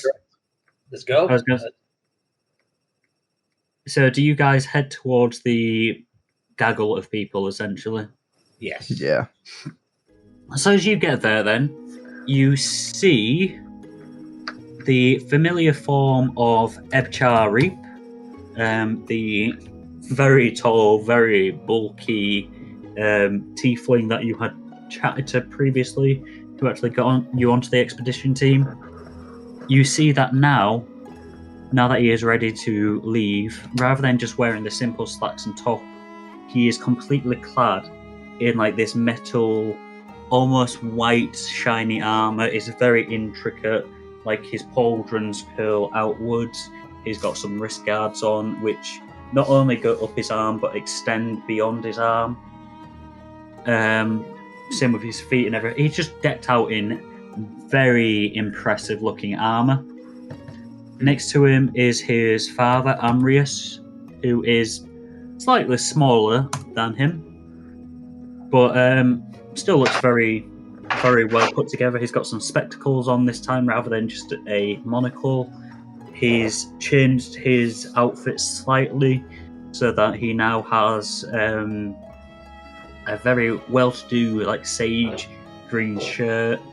There's a grey waistcoat over the top, and all on his side he's got like water pouches, bundles of glowing bottles which are fastened by straps. He's got a book, a very large book, which seems to be fastened onto his back itself. And next to them are 4 other people that you have never met before. I'll just go straight up to Ebchar. Yep. We're here. Kind of looks across and down. Signing in. Just looks across to Rag. I'll assume that is some in-joke that I am not aware of. It is, yes. Very well, it's nice to see that you have all appeared at the right time. Early afternoon, as we said. I understand that my father left it. He kind of just like looks at him, looks at Amrius, looks back at you guys. Slightly vague. Early afternoon could mean any time. However, I'm glad to see you all here. You all ready for our next expedition? Ready and rested. You betcha. And who is it we'll be travelling with? Who are these companions? A very good question indeed, Iyvak. As, of course, you know myself, just kind of like stretches his arms out. I am Ebchar Reap. Kind of like folds his arm in and does a very deep bow. Whilst I am not the founder of this expedition, I will be taking the point in many aspects of it. Depending on which team you are assigned to, you will be either taking orders from myself or from my father, Amrius Reap. He extends his hand out towards Amrius, like highlighting him. Of course, you have met him before too, I believe. Mm-hmm. We have indeed. Glorious. Then that means that there is only introductions for these four that you have not yet met. Now, as we are travelling into an unknown temple as such, we thought it would be wise to take along a priest. And as such, I introduce you Dravlan Temple. Just he kind of like gestures again, and you see a relatively short hobgoblin. He looks to be about 5'2". He looks to be pretty much skin and bones. He's very like thin. He's got dark amber skin, and his nose and his upper face, especially his like brows, which hang over slightly, are all very sharp. He's got some small yellow piercing eyes, and he does have a small amount of white hair on his head, but you can only just about see this peeking through from a white robe that he's got on. It has a large symbol of a yellow sun emblazoned on it. Although his jaw is quite wide, there's no fangs protruding from it. And from his hood, you can see like two large points where his ears are. On his brow as well, despite it, in addition to it hanging over, his eyebrows themselves are very bushy, like almost covering his eyes themselves. Just kind of like after he's been introduced to you, like just pointed out to you, he just kind of like nods. It's very nice to meet your acquaintances. I'm sorry, what was your name again? Just kind of like bows slightly, nowhere near as deep as Ebchar managed. I am Dravlan Temple, the priest for this expedition. I believe I will be providing any information on religious artifacts or knowledge within the temple. Ah, I think we're lucky to have you along. I believe you might be. However, a priest is only as good as those protecting the priest. I believe that we will... Is your saying that you just kind of cut him off slightly? Just like, I believe. Moving on. That Narrows his eyes. Yeah, whatever. Very well. Ebchar, you kind of like, as you kind of like, next up then, you just see Ebchar kind of chuckle to himself slightly. Yes, he does. He's not a man of many words, but the words he does come out with can be perplexing at times. Next up, nonetheless, we have Thu Houston. Just gestures again to a human who is a moderate size. He's about 5'7". He looks, even though he's quite thin, he does look relatively toned. His face is thin and he's got some dark brown eyes. Strangely enough, though, he is wearing some really small glasses over them. They almost seem to shield his eyes away from you, even though they're just normal glass. He's got some long black hair, which he wears in a ponytail. He's completely clean shaven, and he doesn't seem to have any scars that are visible. He, on his face at least, he does wear a simple navy blue robe, which is kind of like tied across at the chest, but it does leave. It is open enough for you to see a large scar that stretches across his entire chest and his abdomen. On his navy blue robe, he does have a sword affixed, which is a modified bastard sword, where the hilt has been changed so that one side of the rain guard has been removed completely, and the other side has been smoothed slightly.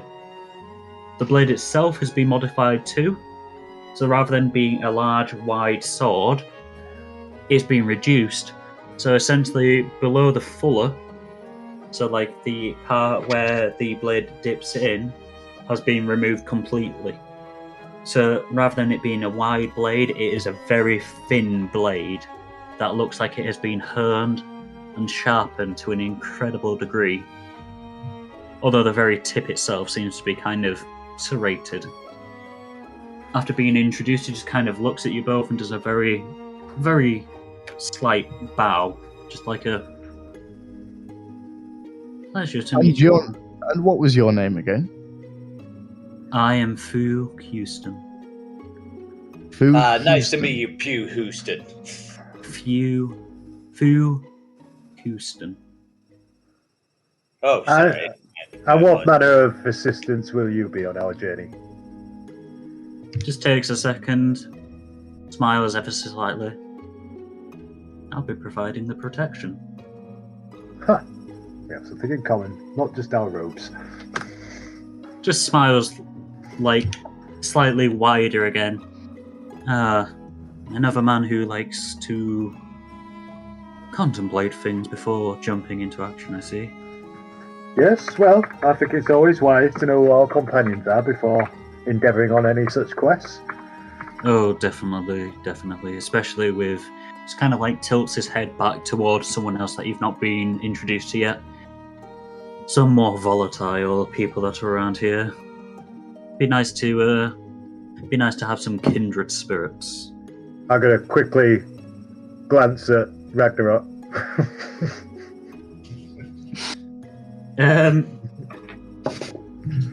He actually catches that glance. Are you travelling with a volatile as well? No, I'll give you that idea. Just kind of glances at Rag, and then just glances again at the person next to him that's not been introduced yet. And what is that supposed to mean? Did he spot anything? What, did Rag spot anything? Yeah.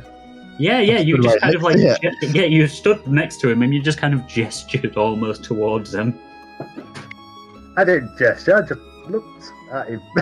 You moved your head enough that he could see. And I received the look, Iyvak. Yeah. We'll talk about this later. No. You always say that, but we never do. Forgive my married couple. Will you be quiet? We're trying to find out who we're travelling with here. This thing's more important than your ego. Next!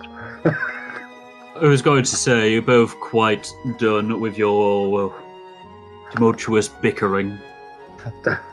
No, but let's get on with it. It'll never be done, but... I can see a theme that is to occur during our travels, but very well. Just gestures again to the chap that was stood slightly behind Fu. This fellow here is Rainer Iyvak. Like with Fu, he will be providing extra protection. He kind of gestures behind him, and you see a pale-skinned, short elf. He seems to be about the same size as the priest, so around about 5'2". Rainer has some blonde hair that he keeps very short and simple, but his hair itself, even though it's short and simple, does seem to be kind of jagged. He has an almost symmetrical face. However, across the bridge of his nose is a jagged scar, a thin jagged scar, and he's missing a couple of teeth as well. He's got some narrow green eyes, and as you guys are kind of like moving slightly, you do notice that his eyes are detecting all of your movement. He's just clad in some light black leather armour. He seems to be like quite easy to move around in. He's also got a hood from the leather armour, which at the moment is down. He's got a large robe which is undone, but you can tell that when it's done up, it would hide the, quite frankly, excessive amount of bandoliers of daggers that he's carrying on his chest, as well as a short bow which is affixed to his back. After he's been gestured, he's just like, "Hey, well, it's nice to meet you all." And straight out to shake anyone's hand. I'll shake it. you just kind of grasp your hand. It's good to meet someone who, well, these guys aren't that very friendly, you know? Especially that Fu is such a tosser. Yeah, I'll get really tight. Right? Just shit, like gripping his hand even tighter. Like those people, they're always like, oh, I'm gonna be in my own mind and meditate. What a bunch of wankers. I think we're going to get along just fine.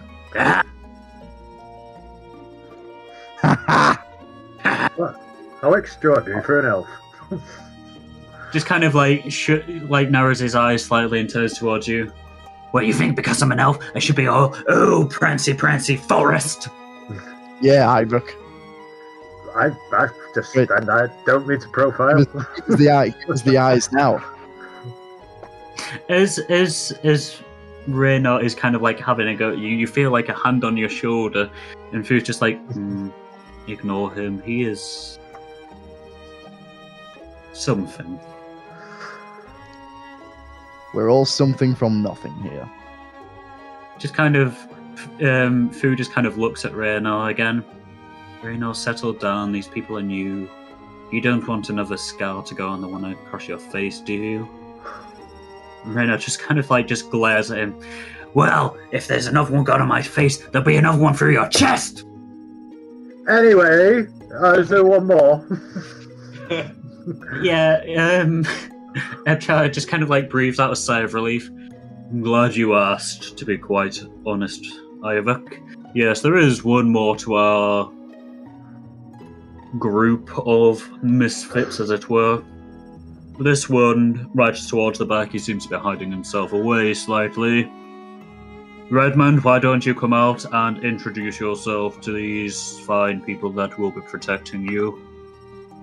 And from the back, literally popping out between Fu and Raynor is a human. Looks to be in his early 30s. He's got slightly tanned skin and he's got some ruffled brown hair. His eyes are a deep hazel. Even though it's weird, he looks like he's in his 30s, but he also at the exact same time looks like he's in his mid-20s. There's no wrinkles, there's no visible sign of aging. He's completely clean cut, doesn't even have a 5 o'clock shadow. He's got a rugged jawline. He's about 6 foot tall, he's well built, and he wears a dirty white cotton top with a detached green hood around it. He's wearing some sandals. It was Redmond. He's not introduced his last name yet. He's got a leather knapsack that contains everything that he needs. Just think you're kind of almost like your traditional action hero type of look to him. Just kind of steps out. Hey, well, nice to meet you all. Just really wide grin. I suppose you guys are the ones, coming on our expedition with us. Raynor Charlesworth. Just extends a hand. Just takes it. And who might you be then? I'm Gregor. Ah, well, that's good. These are our companions. Just looks his head. Iyvak. Hello? Of course, Rag. Just points at Rag. Rag! Splendid. Yeah. Splendid to meet you. Are you free extra protection, or are you like me? Are you archaeologist? Oh, that's your game, is it? Yeah, very, very perceptive, very adventure-y. Very much about finding those mysteries and solving them. Indeed. And we're here to make sure you keep your head. That's really good, because there's been a couple of times it's been pretty damn close. Sure it has. I'm sure it has. Well, you know what it's like. You see a nice glowy object and you're just like, I bet this is important. And then you pick it up and then, I don't know, you invoke the wrath of a witch or a spirit or a tiefling. Just kind of looks at Ebchar and Amrius, who are both just both of them have just got their arms crossed, tapping their feet, looking a little impatient at him. Are you quite done, Redmond? Well, I do indeed have a bit of experience what you talk about there. Be careful what you pick up. It's just so easy. You see something that's nice and glowing and bright, and it's just like, pick me up, pick me up. I'll tell you about the history of this place. And you pick it up, and then there's arrows in your back. Yes. Well, I suggest that if you get those urges this time, don't. I mean, I'm gonna pick it up. If I see something that wants picking up, I'm gonna pick it up. However, Don't. that's why we've got you guys. If there's anything bad that happens, then you guys can stop us dying. No, Redmond, that's not why they're here. Yes, I'm not going to Oh. take an arrow for you picking something up. But isn't that why you're getting paid? I will stop the arrow if I can, but I'm not going to throw myself in the way of its path. Just clicks Just his stop it finger. getting Even you. better. Even better. If you can stop those arrows, then no one needs to get hurt. Redmond. Okay. I look forward to traveling with you all. I like this group. I like it. So yeah, you lovely timing by leader there. So yeah, you have essentially been introduced to Redmond Charlesworth, a human male in his early 30s. He is a curious and, as you may have gathered, slightly hyperactive archaeologist.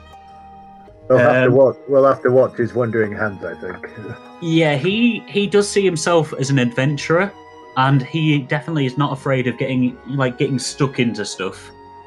But he is a little bit hopeless at times, and does seem to have a way of getting himself in danger.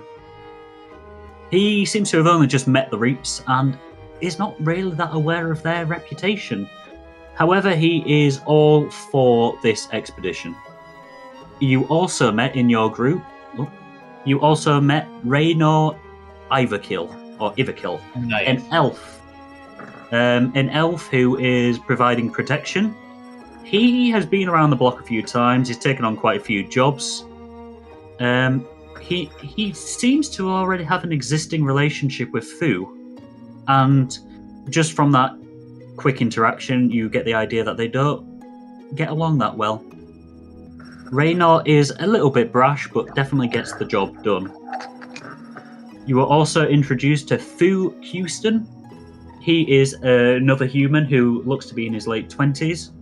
He is quite quiet and stoic, and he's faced a lot of hard times.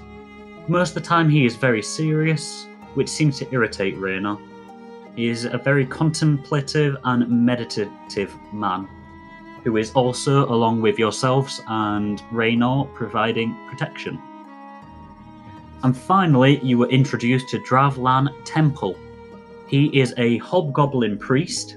He is very religious, and he, from the bright sun emblem that you got from his robe, he is faithful to Lythander. He is faithful without question. He is very pious, and he is more than willing to let his qualms be known if people do actions that go against his morals. He's also very unlikely to bend the rules, even in dire circumstances, as doing so might jeopardize his faith. And he is the priest of this expedition, essentially the one who will hopefully know a little bit about different religions. Brilliant. Of course, you also have Amrius Reap, who is the leader of this expedition, who will be providing various information, as well as keeping the mission updated and telling you exactly what it is that you need to find. And finally, there is Evchar, of course, who you have met numerous times, who is kind of taking on a bit of a hybrid role. He is both doing similar to what Redmond and Amrius is doing in terms of investigating, but given his nature, he is also protecting people. Well, less protecting people, protecting himself and potentially his father. And that is your group for the expedition. Amrius kind of looks at the sky, looks down at you guys. I do believe that you have all had sufficient time, yes, to gather all of your belongings that you need. Believe we have. Are we about ready to depart on our journey? Just kind of looks around. Looks at you, Rag. where is that small dragon which... Yeah, I'd love to know. I'd love to give you an answer on that, but You've lost him? we haven't seen him for a couple of days. There is a dragon loose within Salt Harbor that you have not kept tabs on. Just whips his face to Iyvak. You have allowed him to lose the dragon? It's not the matter. No, we haven't lost him. You can't tame a dragon by keeping him in bars. You must allow him to have his freedom. That is very true, yes. Just kind of looks at all three of you. And where is he now? He comes back, he always does. He's just stretching his wings. May I request that he is back to your person before we depart? We are heading towards the entrance gate. We cannot truly depart until we have left the entrance gate, as you are well aware. Runic magic does not quite work. It's a ballywell shame that it does not work within the vicinity of Salt Harbor itself. However, I would request that you try to find him before we depart. You have, kind of looks at the sky again, an hour to find your dragon before we leave. Not a problem. We'll just go and get him. Ballywell good. We will make our way to the entrance, and we will wait for you there for probably approximately 50 minutes or so, because it will take us around about 10 minutes to traverse Salt Harbor. We'll meet you there. Ballywell good. I will see you all there, just kind of like looking down at you all. Until we meet within the next hour. Take care of yourselves. Yes, Gregor. Say that again, sorry? Do you mind if we have a word, Amir-Sri? Just you and I, just the two of us. The two of us. Rag, shall we go and get our flying friend? So yeah, Iyvak and Rag, you two just kind of like just walk away from Amris and Gregor as quickly as you can. Seeing as...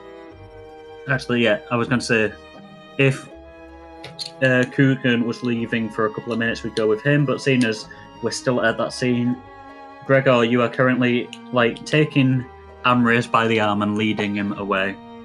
My dear boy, what is it that you wish to discuss away from the prying ears of others? Mainly, I want to thank you for the stone. Oh, it is quite all right, my dear boy. It was merely a rune that I have had in my possession for quite some time. I've never really had the opportunity or the reason to cast it myself. Are you yourself once more? I believe I am. I've got only one set of memories now, and I believe they are mine. Oh, that is ballywell good. That is ballywell good indeed. It would not do for us to not have yourself. I just want to thank you in person and just thank you for also helping me out with that. Oh, no, my dear boy, it is quite all right. You are under our employment now, and we cannot be doing with impairments. We are going, after all, to an unknown temple in an unknown location. I do not know if you will have been, but I myself have never been to Menlo Peaks or the Mithril mines themselves. No, not have I, but I'll do my best to not let the team down. Very well, as long as you are able to react with vigor and to not overreact at the same time. The only thing I truly know about the Crystal Elves are that they are untoward themselves. However, as long as you do not pose a risk to them, you should not pose a risk to us. No. I thank you again, and we better go looking for our dragons. Yes, quite.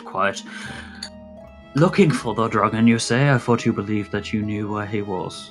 We believe we know where he is, but yeah, we had a bit of an accident before. We kind of got a bit blacked out drunk. Just kind of raises both eyebrows at that. We got blackout drunk before an expedition. Just kind of looks across and sighs. I just said yes. Fortunately, we did. Got a bit carried away with ourselves. Fortunately for yourselves, you're not the only ones who appear to be slightly inebriated.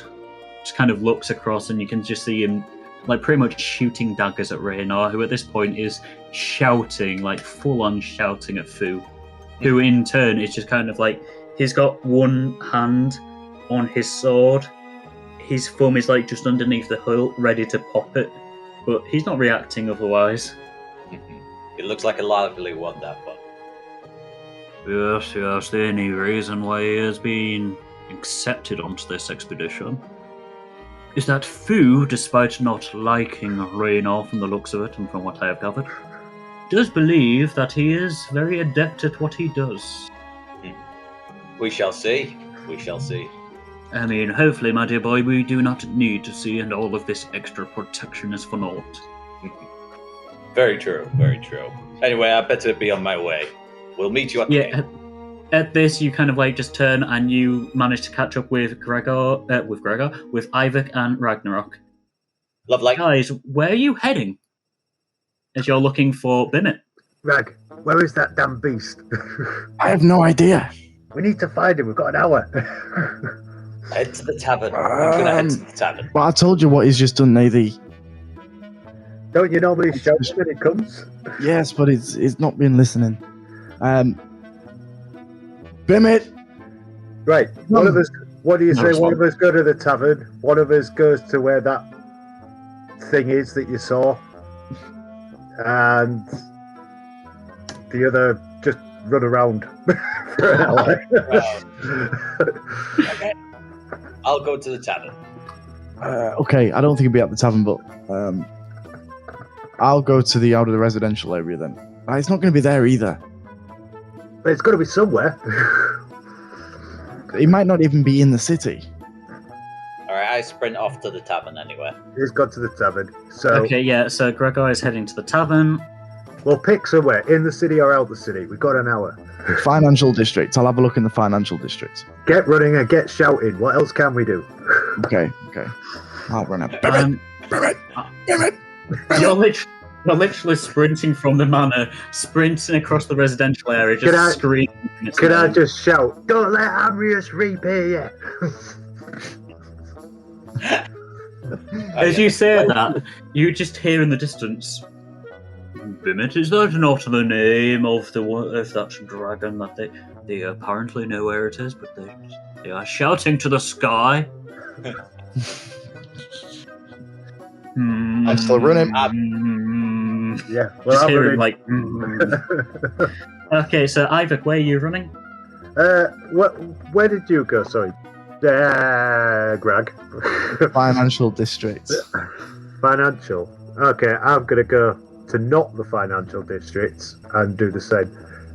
There are 5 other districts. Probably up north. I'll go up north. I'll go towards So the outer area, basically, where Rag discovered like the ruins, essentially, that Bimit had potentially been tortured. Yeah, I'm going to see if there's any signs of where he is or not from there. Okay, let's start with Iyvak then. Just because it makes it a bit easier for me to keep track of stuff. So Iyvak, yeah, it takes you not much time at all, actually, because you are sprinting. As you're sprinting, you can just kind of like see, you can kind of see the group just starting to set off away from the manor. As you're sprinting past them. They notice you, but unless you do or say anything, they're not going to respond to you as you sprint past them. I'll just do it quick. Amris kind of tilts his head, like raises an eyebrow and just slowly waves at you.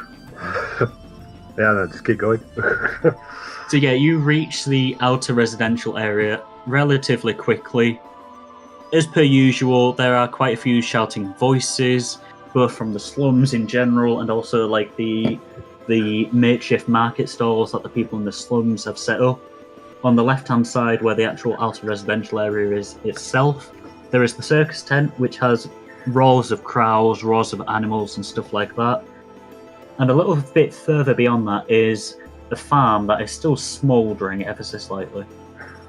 Right.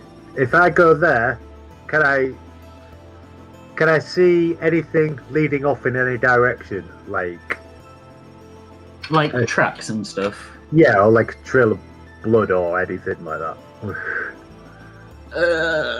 Roll me investigation, please. I'm also shouting mimic as well. Oh, disadvantage as well, isn't it? It's disadvantage, I'm afraid. Yeah, you're all on disadvantage still. 6. You're able to see that there is a lot of blood on the inside of the pens and stuff. Thankfully, it doesn't look like human blood. And there are the corpses of quite a few chickens still around, and they all look very badly burnt, as does the fence itself. The fence is pretty much reduced to cinders. It's pretty much very reminiscent of when you went to Beggar's Hollow and you found that field that was on fire there. Okay.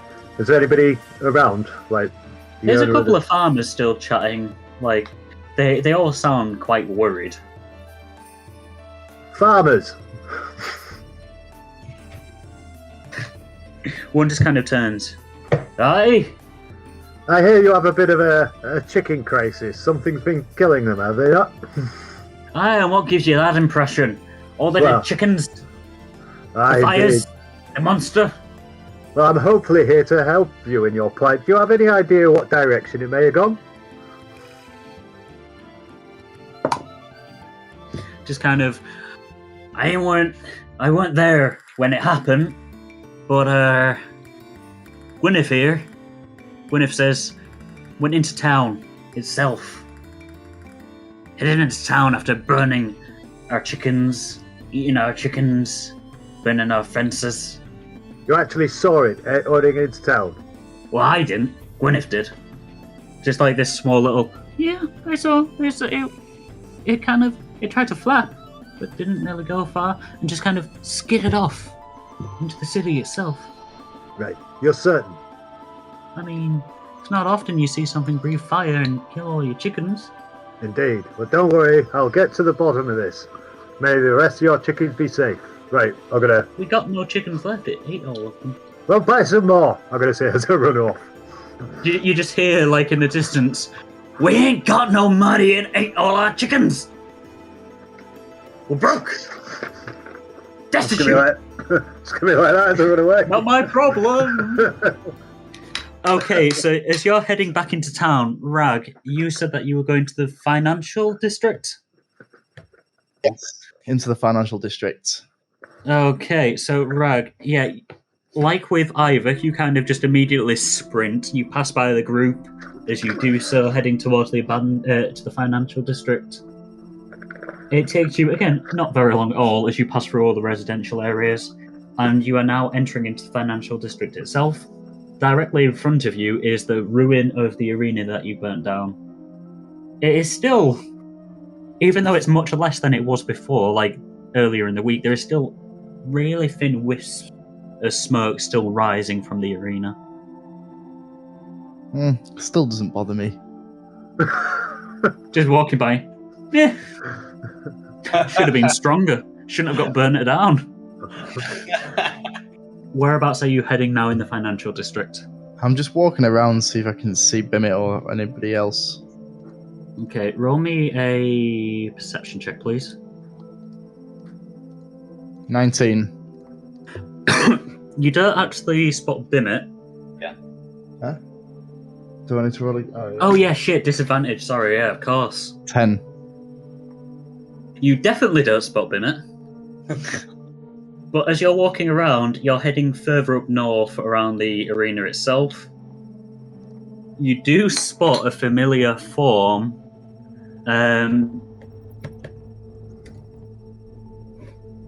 A kind of like a brightish light blue kind of person who is walking towards you. He's got like some chain swords around his arms. Actually, Clara looks very pissed off. I'm going to turn and leave the financial district. As you turn, you stay. As you're turning away and you're trying to walk away. Hey, what do you think he's doing? Walking away from me like that? I'll start running. If you start running, you can just hear Aja, like, in a steady jog. You don't think that just because you're running, I can't keep up? You've had a job to do. I run faster. I'm sprinting now. And I was going to say, because we're now... Right through the inner residential area. The slums, sorry. Because we're doing this then, roll me a dex check, please. This is the only way I can think of doing a race between the two of you is dex checks. 7. Because you are still feeling bad and hungover from that, like, duck blast, you kind of stumble slightly as you get through the slums, and a couple of the slum dwellers actually catch you. And at first you think, oh, that's good, they're helping me up. They kind of keep you restrained as Aja walks up to you. Oh shit, he runs the slums, doesn't he? Now, Ragnarok. What do you think he's doing? Running away from me. I wasn't running away from you. We're friends, ain't we? I wasn't running away from you. I had something. Really? Because it seems awfully suspicious that I shout towards you and you run. No, I just pulled a muscle in my groin, and apparently the best thing to do is just carry on running. Oh, who told you that? Because I ain't ever heard that advice. Physician. What's this physician's name? I might have to pay him a beating. No, visit. Might have to pay him a visit. He's anonymous. Sounds like a likely story. Now anyway, let's get down to brass tacks. Where's the crate? Where's my drugs? That I don't actually know. Where it is. That might be something you need to ask. Iyvak and Gregor about. He just raises his eye. He raises his eyebrow at that. So you didn't take part in the just kind of leans in the smuggling? Snitches get stitches. No, I did take part. Why and where is it then? Because the contact didn't get it. I don't know where it is. Like I say, you would have to speak to them about that. But yeah, I did take part in the expedition. In the how do you call it? It didn't go to plan. It didn't go to plan. Go to plan. We kind of. Sorry, go on. I don't. Obviously, you know a lot of the guards around here. A few. If you looked into it a little bit, I think you find that a lot of them passed out last night. Including on Wednesday night, you mean? Well, yes, exactly. See, this is why. Yeah, I've heard about it. Yeah, I had a feeling it might be to do with you guys. No, we also passed out. And then woke up this morning and we'd lost a whole day. So what you're saying is that somebody, when you were doing your little smuggle, someone did something to you, and the next thing you know, it's now today, and there's no crate. Is that what you're trying to say? I'm not saying that somebody did it. I'm just saying that I don't know what happened because at least a dozen people fell unconscious that night. Well, I can understand that. Maybe it was something to do with you.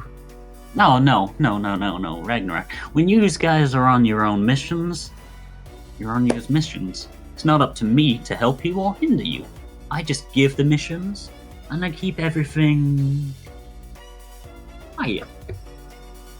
I don't actually do the missions myself or influence them.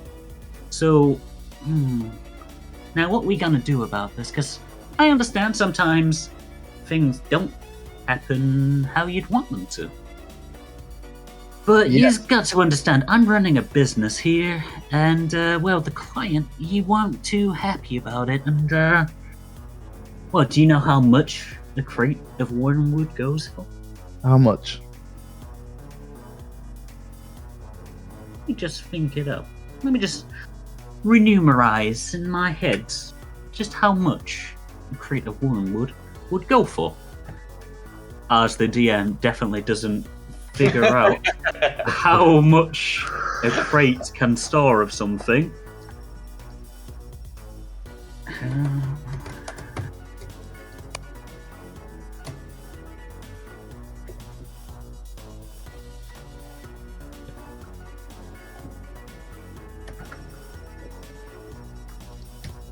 He's just kind of like stroking his chin, just like almost like over the top type of stuff. So if that is that, then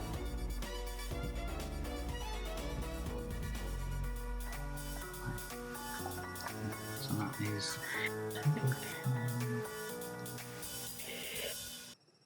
No. 10,400.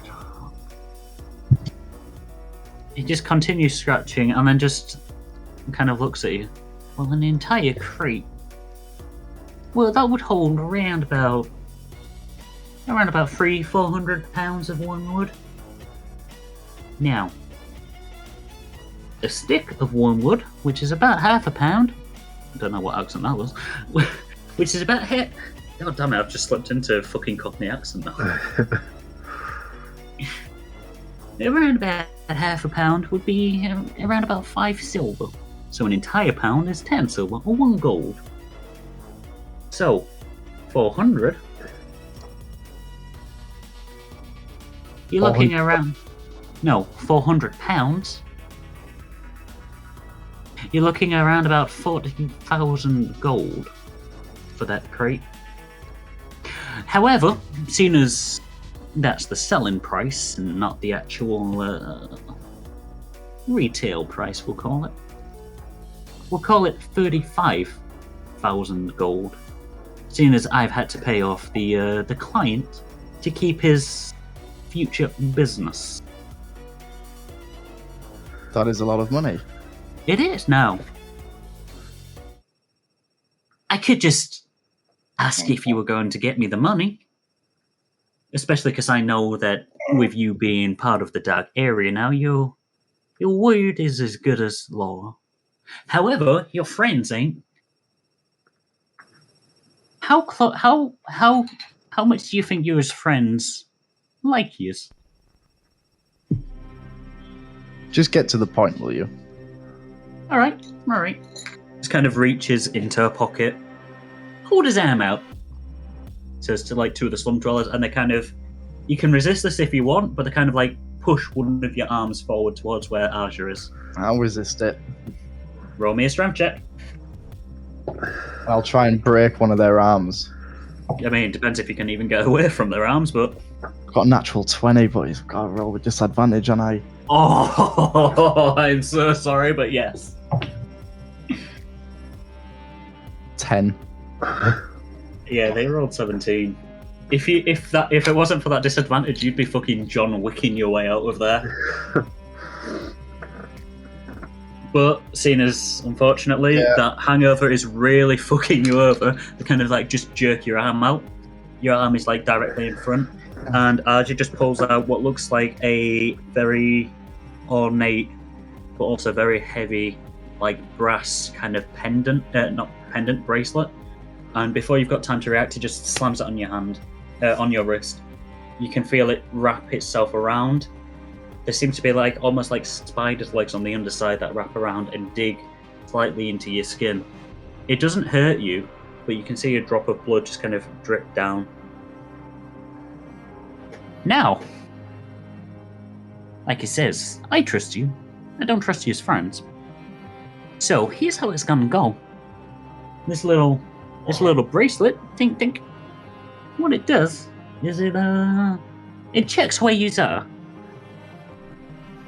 And until it gets removed, if you go out of the area that you're meant to, it'll kill you. Send a jolt of magic right up, well, not even magic, a jolt of poison right into your bloodstream. It'll hit your heart, and then with 2 minutes, you'll be dead. So here's how it's gonna go.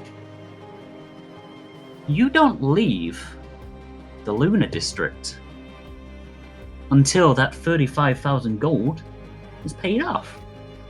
If you leave the Lunar District, you die. If you stay in the Lunar District and try to avoid me, I'll find you. You'll die. If either of those two things happen, your two friends will die. I'll hunt them down and kill them both. Well, I won't. Someone else will. As you well know, we got people for that. However, if you get the money back to us, so that there's no issue with the crate and I'm not out of pocket, there's no harm, no foul, that bracelet gets taken off of you, and you're allowed back in the dark area whenever you wish. Your two friends ain't, because they fucked up and lost the cat. The crate. But, you get this all squared? You and me, Ragnarok, we good.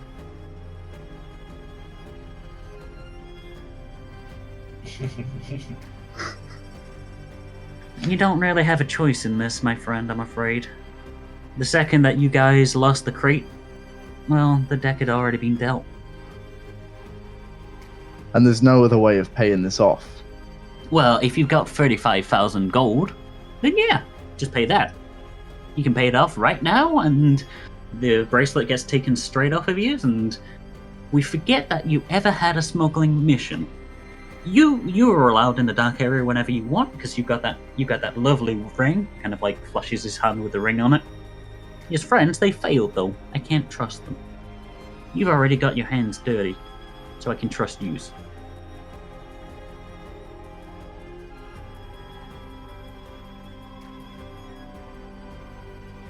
How about instead of the money, I can give you something better. Oh, why? Would it be better than 35,000 gold? A dragon.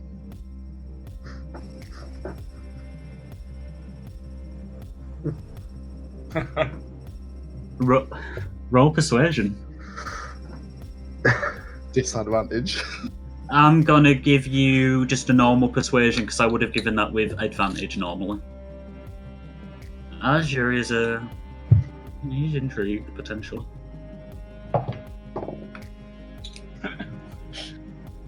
$11. He got a 10, so. Oof. So yeah, it just kind of leans in. Dragonite? Now, we ain't seen any dragons around this plot for a long time. They're all up in, where is it? Just kind of hits his head slightly. Oh yeah, Khazad-dûr. How did you come across a dragon? And where is the dragon now? And why isn't the dragon with me right now? The dragon is around. I'm not going to tell you how I acquired it. But it is in Salt Harbor.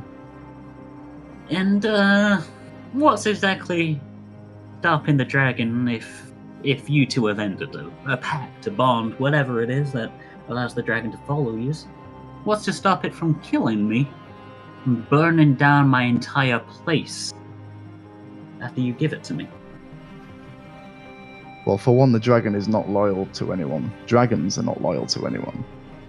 Dragons ain't as dumb as you'd think. You give them the right thing that they want, and they'll be loyal to you.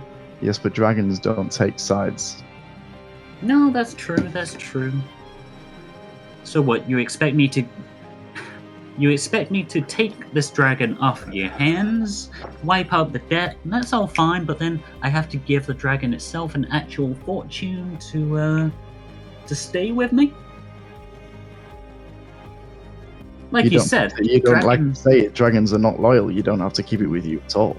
But it'll bring a lot more than 37,000 gold. And I know you're a man of... Well... But I tell you what, seeing as, I'm not gonna lie, the dragon is intriguing to me. It's very intriguing to me, in fact. The dragon would be kind of cool. However, having a dragon, either keeping it or selling it, is gonna take time. So how about this? He just kind of like slams his hand on his legs and just leans forward. You give me the dragon and 10,000 gold, and we call it even, because I'm going to have to put a lot of time and effort into training the dragon to either be sold or to keep, you know? And there's going to be a lot of time in between that. I'm going to have to go in my own wallet, pay off the client.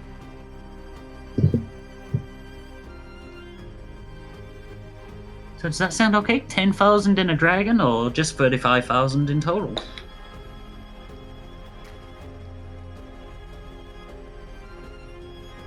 And you remove this bracelet now.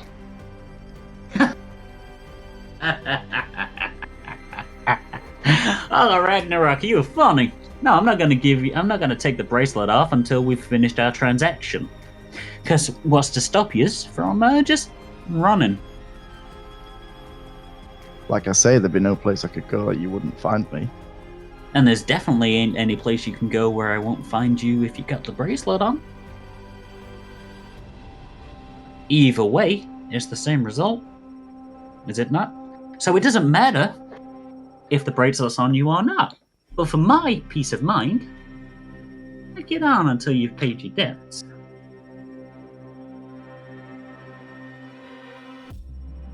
I mean, of course, if you ain't happy about it being on you, you can convince one of your friends to come along here. We can always do a swap. So they've got the bracelet on. After all, from the sounds of what you've just told me, it was their fault.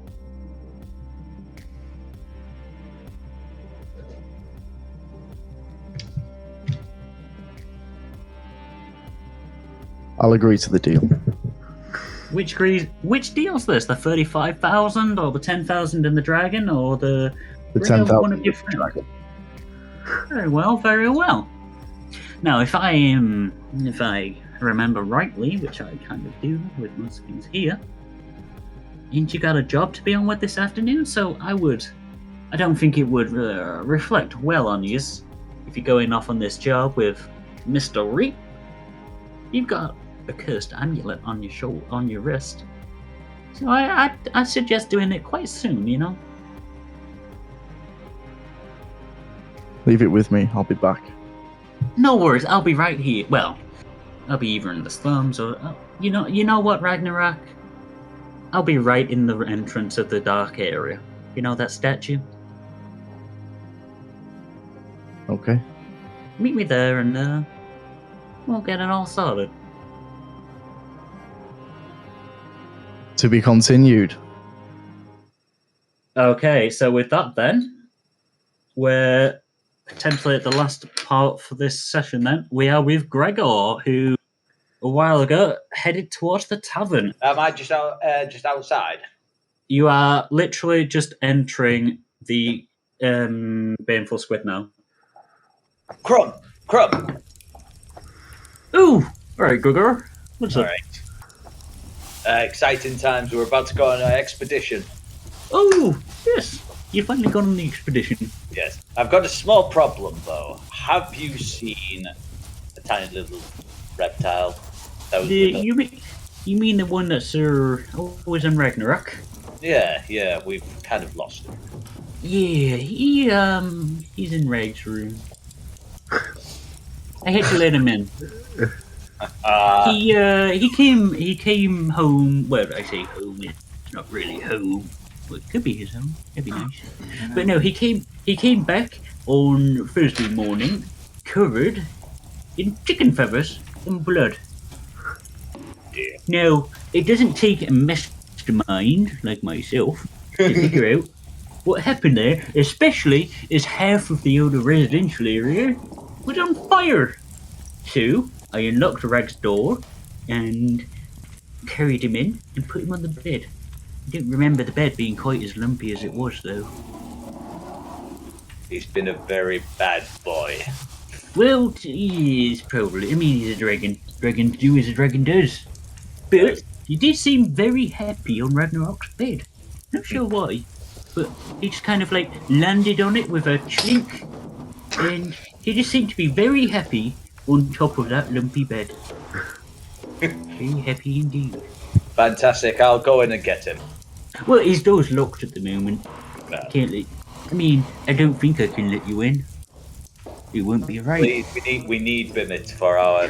It wouldn't be right to let another person in to someone else's room. Starts holding out his hand and just coughing. It would be very immoral of me to allow someone in to someone else's room. Give him 2 pieces of gold. But it would still be kind of immoral for me to let you into his room. Have a pint.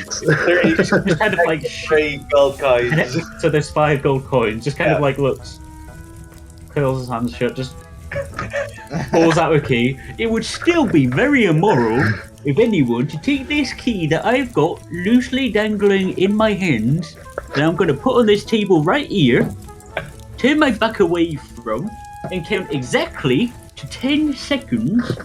And if some immoral character decided to take the key, well, that's on them. What? Take it. 3. As you take it and you kind of like head up the stairs, you just 4, 5, 7.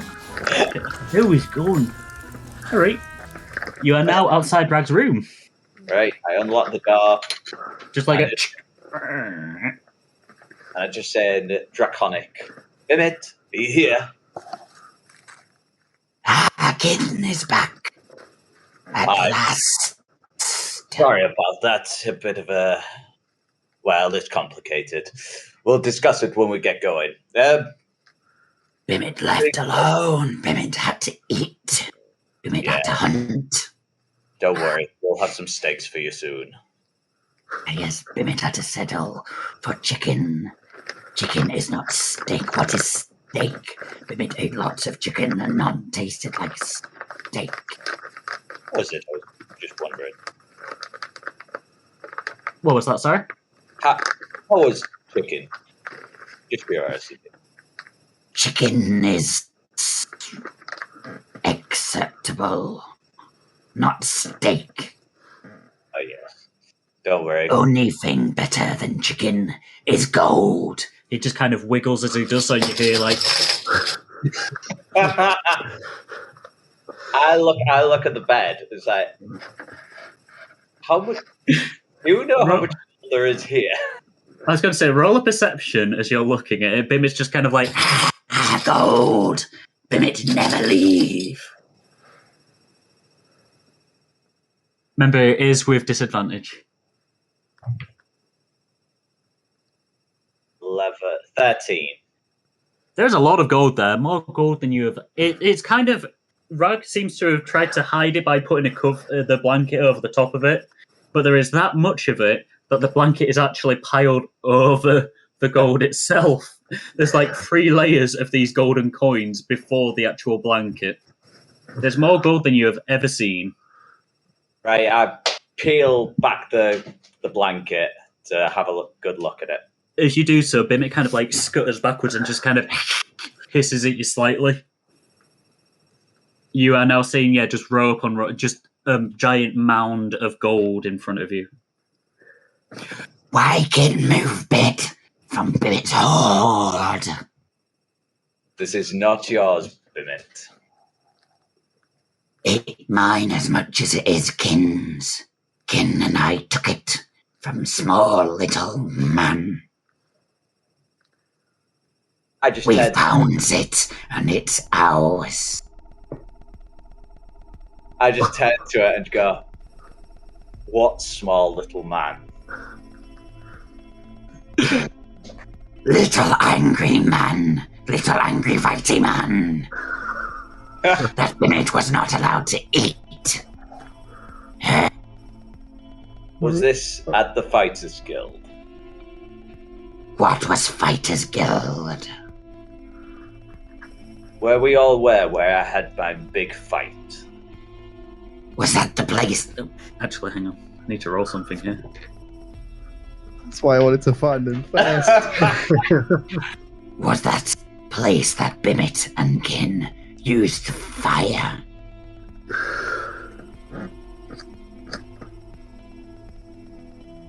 You're talking about the bed down place. A lot's flames, yes. Very big flames make Bimit be, but not as happy as a horde. Just kind of shuffles on the bed again. Kin and Bimit got this from nasty little man. As reward.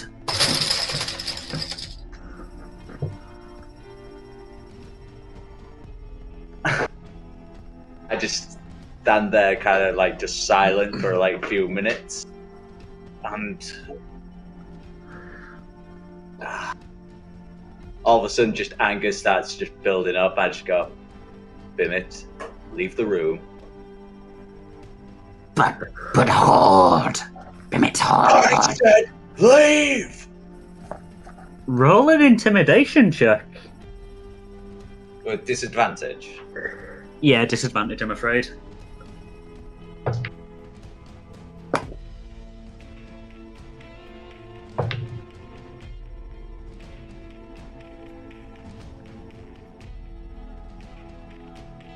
Oh, is it persuasion?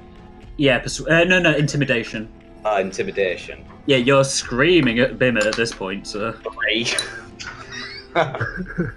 Meow. Pretty much, just like, leave!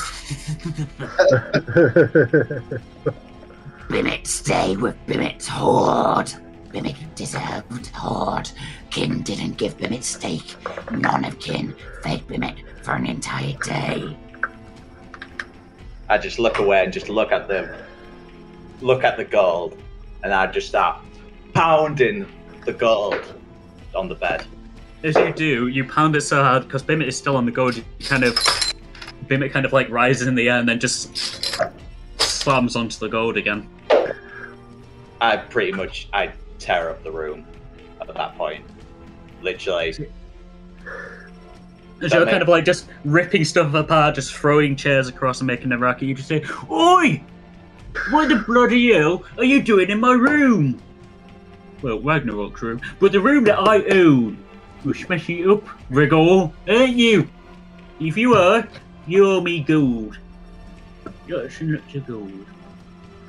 We'll call it, well, just kind of like peers his head around the door. You kind of hear like creaking from the wood, and you just peers his head around the door. We'll call it 30 gold for the room.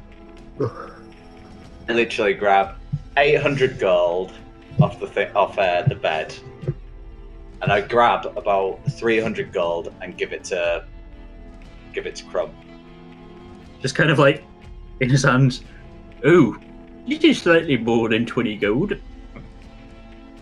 Take Is it. Ragnarok going to be okay with you giving me this gold? I honestly couldn't give a toss at this point. I just leave. Okay. As you leave, like it's just Crumb and Bimit in the room, just like, you're a dragon. Do you eat the gold?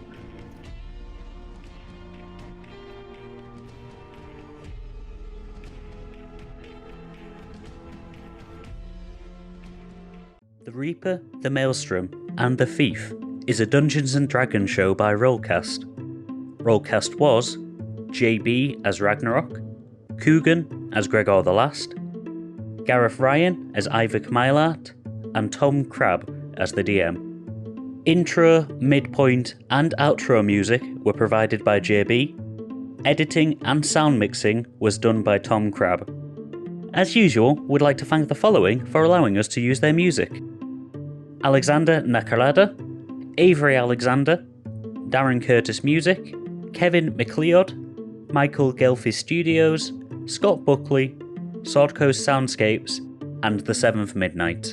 Full links to all of the tracks are in the episode description, and all artists featured are, as usual, highly recommended. If you want to support RollCast, then why not check out our socials? Follow our page at facebook.com/castthatroll. Follow and tweet at us on Twitter using the handle @castthatroll, and subscribe to our YouTube channel using the handle @castthatroll. You'll be able to get episode updates and random bits of lore and information on both Twitter and Facebook, and our YouTube page has all of our current episodes up in a visual format. Don't want to watch but still want to listen? We got your back. Look for RollCast on Spotify, Amazon Music, Podbean, Good Pods, and all other podcast platforms. Episode 8, The Expedition Begins, releases on the 22nd of February, so we'll see you all then.